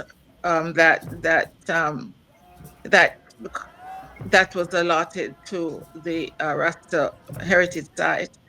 And the problem arises now where governance, where a organization called Millennium Council, saying that they represent Rasta in Jamaica, and they're seeking representation where they want governance over Pinnacle. And because of that, it has been in a limbo, with the government saying the Rasta people, they're not together, they're not into harmony, they're, that. So it has caused a lot of friction where it wanted to go through arbitration and all kind of nonsense for years. And I've been on the battlefield knowing to the fact that I mean, this is all nonsense. And the government is even stalling because they have their agenda. But because I know that my ancestors is with me, I know that Pinnacle is going to become a reality and the Rasta Yeah. heritage tribe will become a reality. If it's not in this life, it's going to be in another life No because man, in a year life, and we're sorting out the identity on the ground in Jamaica. I know that's being worked out.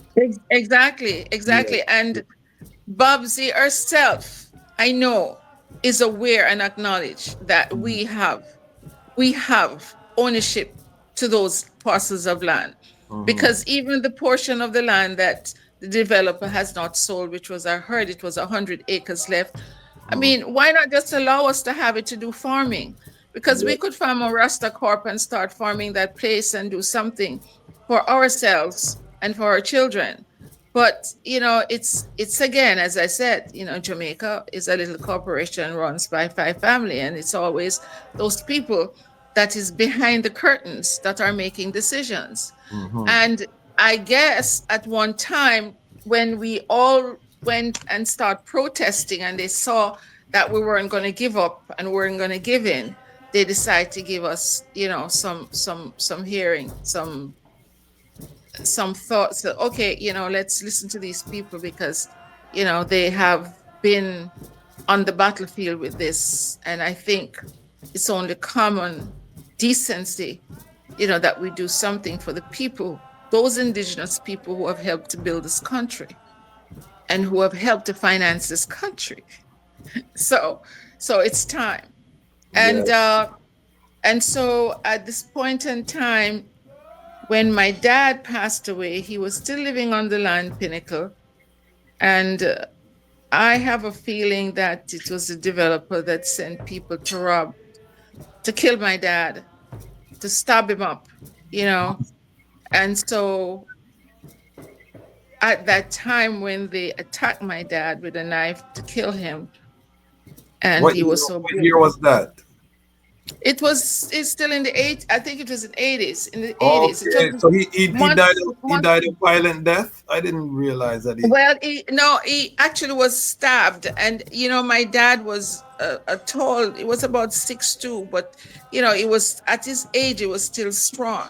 Mm-hmm. So they went on him to rob him, but I don't think it was robbery because people were trying to get him off the land for years and years and years. And my dad decided, it's my money that bought this. You can't try to get me off of something that I take my hard-earned money to buy. So he was stubborn and he was never going to leave Pinnacle. So they sent some people to rob it, make it look like a robbery, but actually wanted to kill him. Okay. So there were two guys that went in on him, and he usually have his secretary there. Her name was Gertrude. And Miss Gertrude, we call her Miss Gertie. She was the secretary of my dad. You probably see her on video on YouTube a couple of times. Mm-hmm. So Rasta born in her and she born in Rasta. But anyway, he actually was robbed. And when I heard of it, my brother and sisters, we went down to Jamaica and we begged him to leave.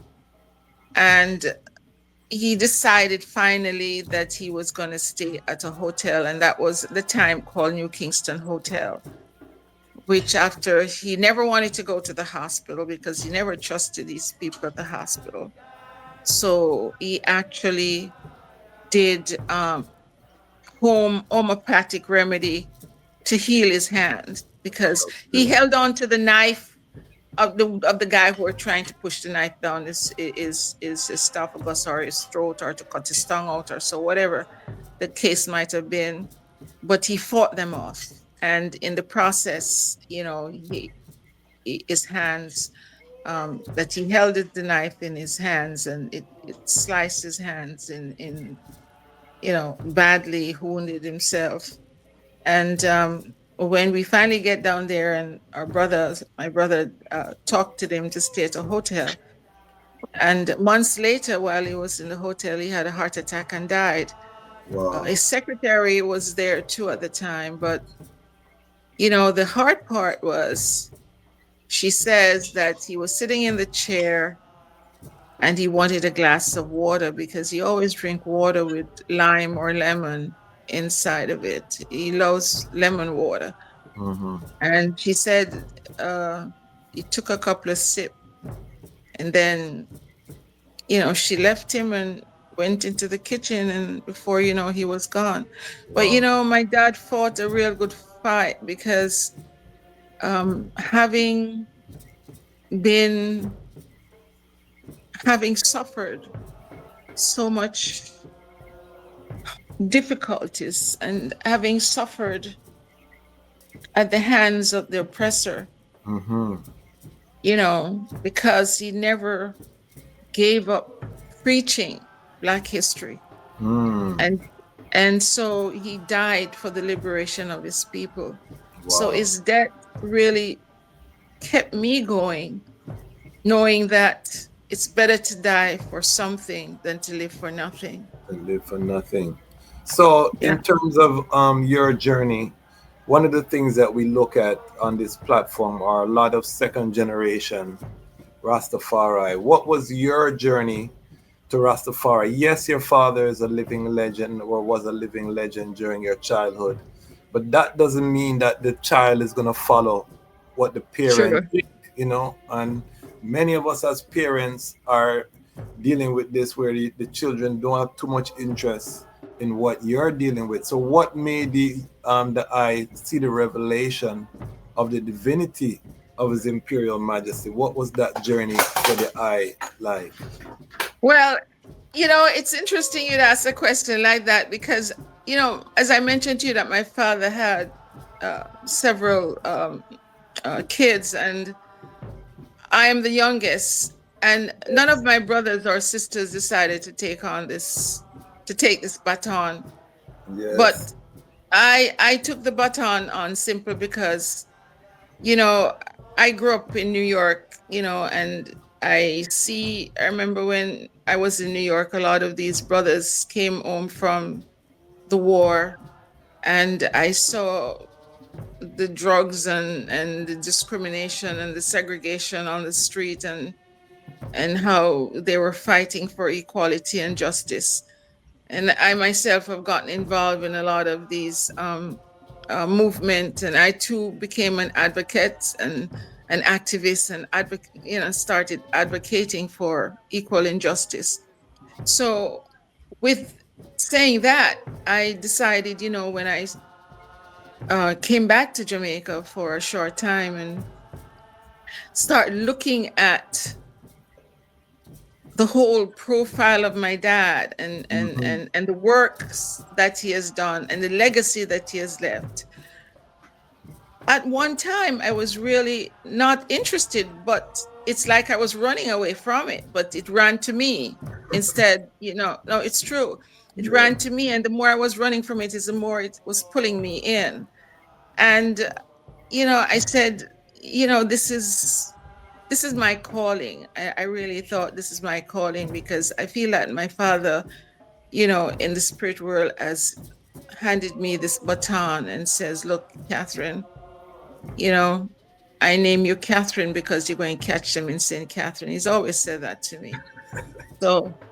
So take this baton and take it to another level, because he sees me as this warrior queen, and I'm just like, as a lot of his personality, in me. So, I know that I was born to make a difference, and it's only a blind person that walking on planet Earth right now that's just going to sit back and hold their hand and just do lip service and do nothing about helping, our race, and about helping our people. It's good to talk, but action starts with me. So, I am here, even though I'm maybe not as young as I used to be, but I'm still on the battlefield. Yes. Young in Iris. And how do you now see the divinity of Haile Selassie the First? How do you view the emperor and Her Majesty Empress You know, Mene? we look at the Bible itself, and Revelation tells us a lot Yeah. of things. And I have read, a lot of chapters of the Bible, because I myself, even though, I don't, I'm not a religious person. I consider myself a spiritual person, Yes. because religion has caused so much war into this world, and war is big business for the barbarians. Yeah. It's a man-made, religion is a man-made thing. So I see that there is something very divine about His Imperial Majesty.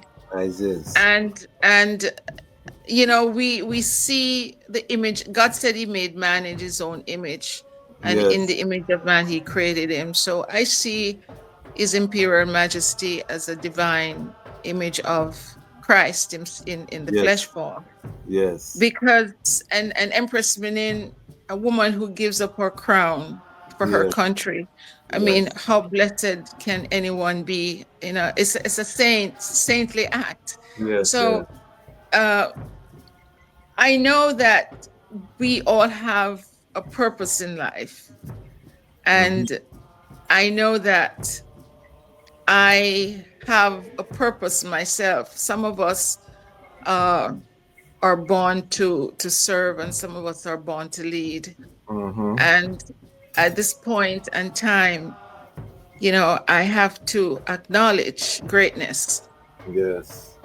And there is no greater king on earth, or will be, or I don't know, in another lifetime, but in this lifetime, is Emperor Haile Selassie the First of Ethiopia. I hail him. I hail him. I hail him. I hail him. Yes, I. We love it. We love it. I feel that because the body of work is there, and for all of the mankind, womankind, as you say, it's an aspiration to be able to serve a people as His Majesty serve humanity. Because we can't just limit it to Ethiopia.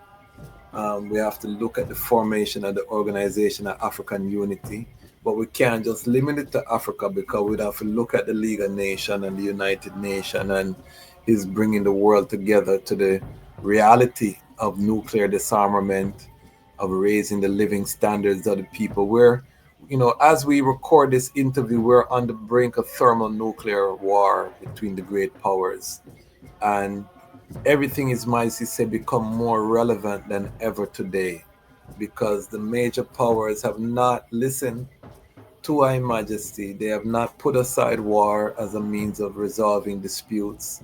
They have breaking international law and are now living by the laws of the jungle in the international realm.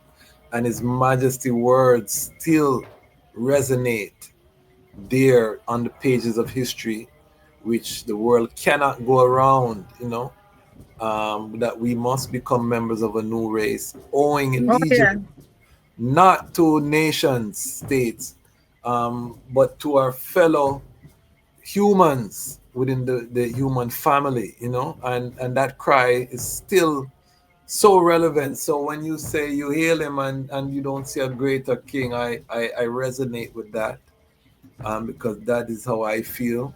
But to hear it from the daughter of the great Leonard Howell, it makes me feel very good, because that continuation. Does the eye have any children? And if so, do they see Rastafari? Well, I'm a woman. All children are my children. All African children are my children. My biological child passed away years ago in New York.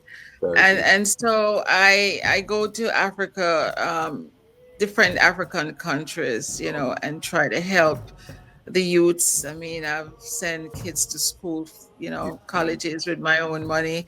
I try to build education and health centers, financially helping in a way when I could. And and will continue to do that, as long as I live. We as mothers, because right now I live in Babylon here down in Florida, and I see these young boys and girls going to school. Their parents can't afford even to send them to college. I try to get grants, try to get them through the keyhole, the back door, the front door, whatever way I can, because we live in a country where it's dominated by the Zionists, and a lot of the Jews, they have find a way to survive in Babylon. And being friendly to some of them, I get to know certain loopholes and things. And so I pass that information on, So I continue to do the needful for my race, especially the boys and girls and young people. Young people.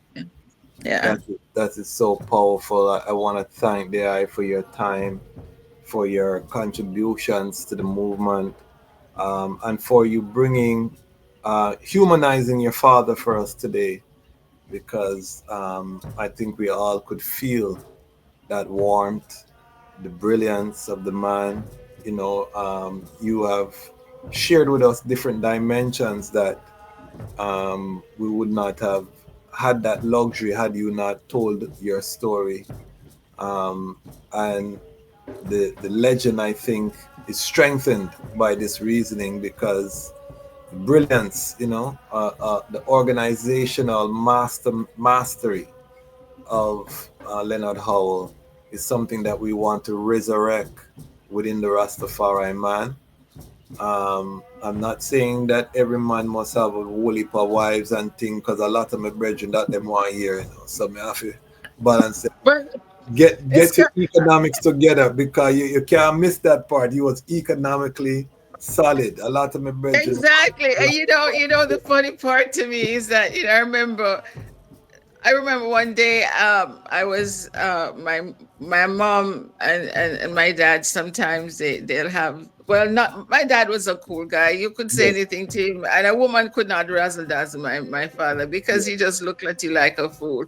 One day my mother tried to razzle dazzle my dad, and because my dad don't pay, and she started crying because she wanted, it's like throwing. You're having this netball thing going, ball, you boom boom boom, back and forth argument. My dad wasn't into that. So because she wasn't getting that attention, she was like, and I'm saying, Mom, because Dad he's not going to, you're not going to pull him into that kind of conflict, because he's not into that. And because of that, it's like, so one day I looked at my dad and I said, Dad, why do you have so much kid? He said, Catherine, women love money. And when you're good and kind to them, they won't leave you. He says sometimes he has to run away from them, because, it's always gimme, I want, gimme. And if they don't get what they want, it's like, here comes a big argument. So he just like, this guy was just, I don't know. He's a brilliant man. But it was just interesting. Yes. I want the brethren them to, because I'm not against polygamy, but you have to have the economics first, and most of us. You have to, because as my dad says, women love money. Yes, exactly. and if you're good and kind to them, they're always coming like you, like a mint bank. You're the money bank. Yes. It's like, and they never have enough. And not because I'm a woman, but I try to provide for myself too. But I'm sorry for some of these men too, because, I see it's like there's some brother. I have a brother that lives in Orlando. His wife is like, she just never have enough. She never have enough clothes. She never have enough bags. She don't have the that. I'm saying, and that's just one wife. So can you imagine several wives? How that exactly the responsibility. And not only that, there's a problem too with polygamy, especially in today's society. Back in the days, women could live together and become friends and sisters to each other. Yes. To take care of someone else's child is not and sharing the same man. It's it's not like today, because women now, especially Black women, they're like, oh, I don't need a man, and they Yes, feel yes. that they're woman's lib and this and that, and that they're better and they can make more money and and so forth and so on. But things has changed, Yes. and it's very difficult for any man right now to even have a girlfriend, because financially it's draining. It's draining, yes, Yeah, yes. You because spend if you have part like if you married and have two side chick out there, please, my God, I know if you go home with any money in your pocket. side chick sometime gone right now. I'm a Gideon. I'm a I'm Gideon time. It rough out there the road. It rough it, out the road right now because it is. It most people is. have 2 or 3 jobs and they're hustling to make ends meet. So I know it's rough, but I want to just reiterate to the brethren them the type of mind that Leonard Howell had in terms of community development, in terms of employing people, down to his last days he had a secretary. Those little details show the type of mind that you're And dealing with. That he was laying low from the law, from that ganja raid in the 50s all the way up until the 80s. He managed to evade attention. He could have easily amassed a huge movement and cause problems, but he chose to just keep his a low Low profile. profile. Yeah. Yes, and to raise his family. He had put his family through so much already. These are little details that The family are the ones that really feels it, because I mean, a lot of times, even right now, my brother said he travels, and just because of his last name. And my mom, she used to let me be afraid, even with my name being Howell, and it's just really it puts a lot of scar on you, because to know your father has given his life for the liberation of Black people and has gone through so much. But I mean, what about the family? The family, I mean, feels it more than anything. It's like you having your father being sick and have to be the caregiver. It's just hard. You have your father who's a politician and he's never always there. And Dad was just a person that seems to always put people first. It's really a person that puts other people's first. They're, I don't know what to say in words, but they're just special kind of people in this life. Yes. And he was really much one of them.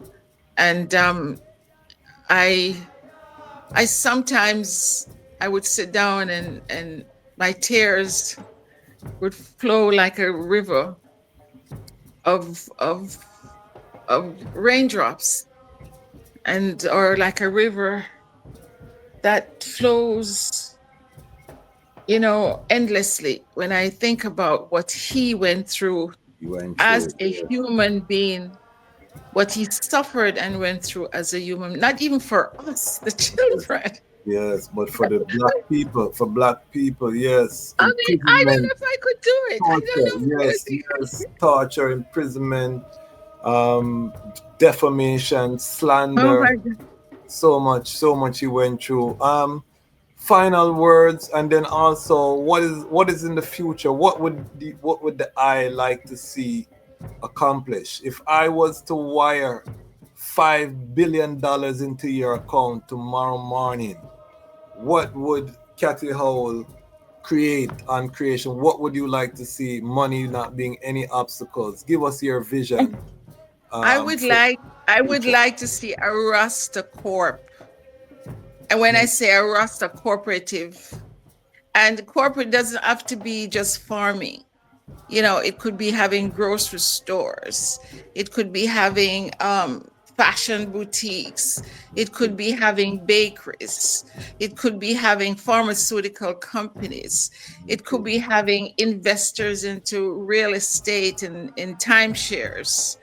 And when I say timeshares, it'd be great to have a Rasta a cooperative timeshares where in different places in Africa and even in the Caribbean, where you could come and spend time when, next person could also that. I'm big on education and healthcare too, because, I'm just, I'm thinking right now as busting out my father's book. And I don't know that I might not live to inherit all the money, but I would like to see it go into to a hospital. Yes. And maybe start a manufacturing to make hospital beds, you know, which don't see a lot of people do, and hospital sheets, just hospital equipment, you know, Yes. on a whole, because I don't see a lot of that happening.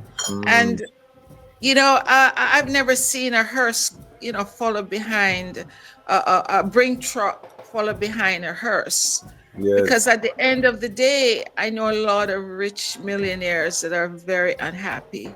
Yes. No, they don't have peace of mind. No. And $1 million or $1 trillion won't give me peace of mind, but at least I could allocate it to certain different multi businesses. Yes. You know, for the financial, economic growth and development of the indigenous people of Africa, which we, the Rasta, would benefit from, and also other Africans could benefit from. And I want to emphasize, you know, that your father was preaching multiple streams of income from very early. So this was part of Rastafari Livity. Exactly. You know, this is the anti-laziness channel. So I'm telling all of my audience, especially the brethren, them, now is the time to be, you know, gain mastery over a skill. If you don't have a job, get a job. Get some income, get a steady income, invest that income in your passion and your own business. But now is not the time to be wondering, hoping and wishing on a star. Now is a time where you put your shoulder to the wheel and achieve what you are put here on this earth to achieve. That is Rastafari Livity, as demonstrated by His Majesty, as demonstrated by Leonard Howell, and as demonstrated by countless generations of Rastafari brethren and sisters around the world. And if we do that and we bring that energy together, there's nothing that can stop us. So I really give thanks for you blessing our platform. Give us one final sound for the global family, and then let them know how they can contact you or support any work that you're doing or anything that you would like the global family to support. Well, you know, I think one of the most important thing right now is me working on achieving the government of Jamaica. Yes. Finalizing those lots in Pinnacle to become a Rasta heritage site. Yes. Because when we are gone, when we're no longer here, what we have is memories to those that are left behind. And it's most of the young generation. And I have to ask myself, what is it that I could leave behind for the next generation? At least a benchmark or something. Yes. And I believe that in Pinnacle, those lots could cooperate in different structures. You know, we could have some sort of learning center up in Pinnacle. Yes. We could have a Black Heritage Museum, Rasta, or a Black Heritage Museum there up there. Yes. We could, because since Rasta taught Jamaica health and wellness, we could also have a wellness center up there in Pinnacle. Why not? What a view up there. Let me tell you, brother, that alone would bring in a revenue in Jamaica. Of course. And not only that, that wellness center where we can incorporate even cannabis right now, which we are the one in Jamaica that actually, anyway, the Rasta in Jamaica has got, they need to kiss our asses. I'm not kidding you. And with cannabis, really. Yes, of course. We have taught them so much. And even today, people are using cannabis in different ways. Yes. And there is so many things that you can deal with. And having a wellness center up there would make such a Powerful. big, would be more than just powerful, Mhm. and so it is important that I'm trying to see if I can galvanize as many people as I can to come in and work with me so we can leave a Mhm. legacy for the next generation. I have an email address, and Yes. it's it's We'll put it up on it's the screen. But say it. We'll put it up on the screen. right. It's Z as in zebra, Mm-hmm. U as in up, N like in Nancy, N like in Nancy, G like in George, O like in Olive, O like in Olive, Mm-hmm. 333 at gmail.com. So it's Zungu, Mm-hmm. ZUNGOO 333 at gmail.com. Mm-hmm. And, I really like to have the support of ones and ones who really understand what it is to do the needful and to know that we're not alone. We didn't even come into this world alone. Mm-hmm. We have to give a helping hand, at least to the youths and even to the elders. And so together and collectively, we can make this world a better place for us to live in. Give thanks, and there's a lot of work that's happening in Jamaica under the banner of the RMO for Unity. Dr. Barnett has been at the meetings and will bring the eye up to speed. But that is definitely something, those lots that need to be added to the collective attention.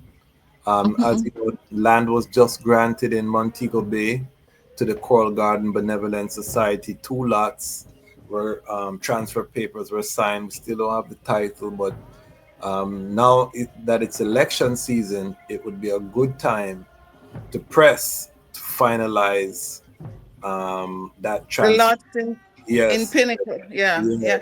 that would be Yes, yes, yes. so we'll And talk not, offline. Yeah, we'll talk offline about that, but that is yeah. something we strategically, that now might be the right time to reignite that.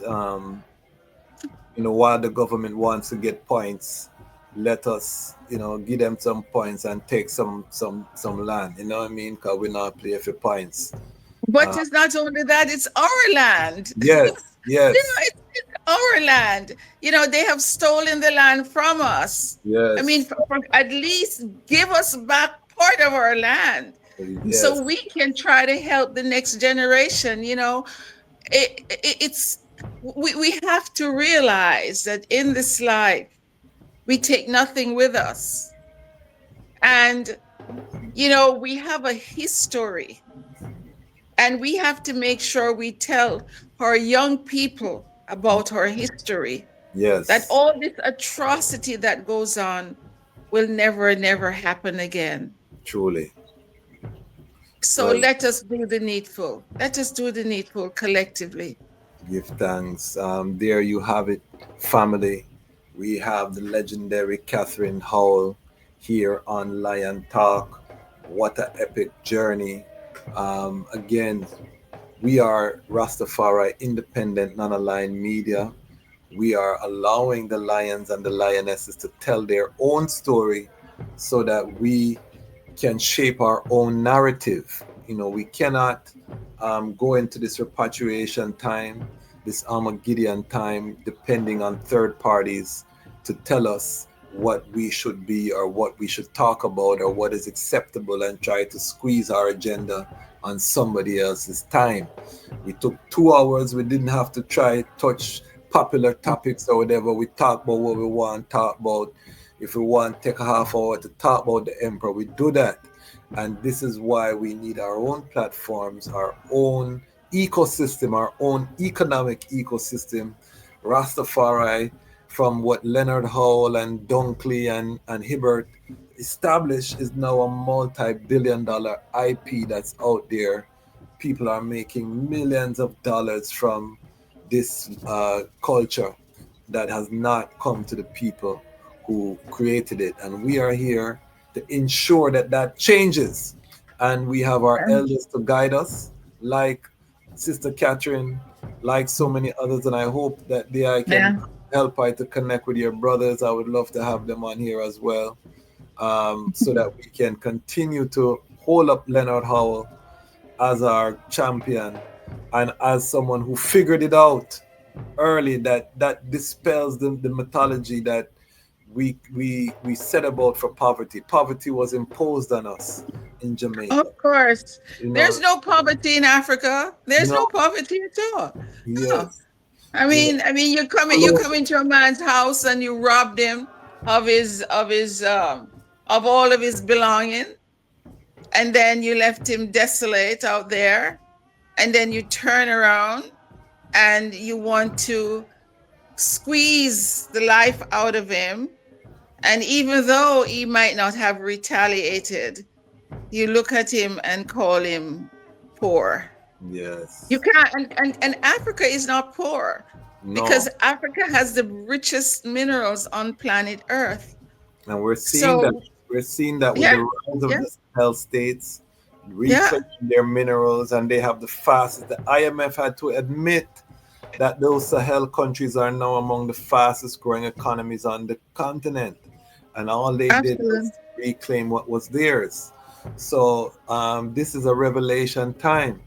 And again, I just want to thank DI for your kindness, your generosity of Iris to share with us, and to continue on the battlefield at your stage in life, because you could easily just enjoy a nice life in Florida and take your time, but you're still active, sounding the trumpet and still fiery. So we give thanks.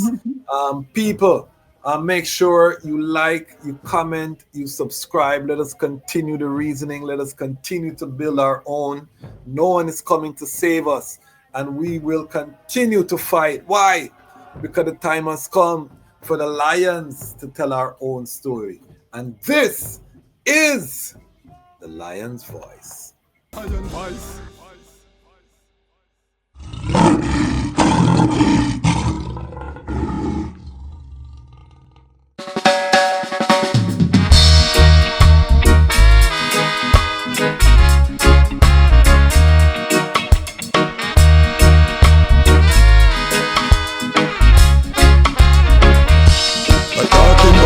Poor man working for the rich man.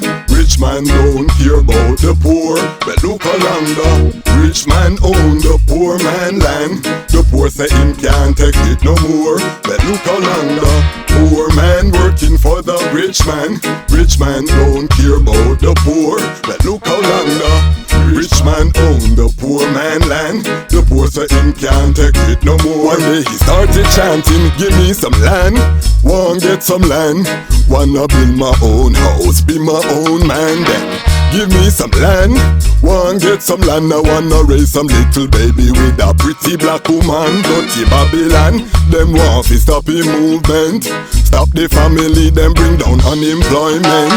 Them want the black woman become a single parent. No daddy can about if Babylon no pay your rent. Without the Vatican servants start the enslavement. Buckingham get rich off of this slave shipment. Uncle Sam no want no reparation argument. Them just provide opportunities for prison sentence. Who profits from a whole community's imprisonment? This a big man up at top, count him dollars and cents.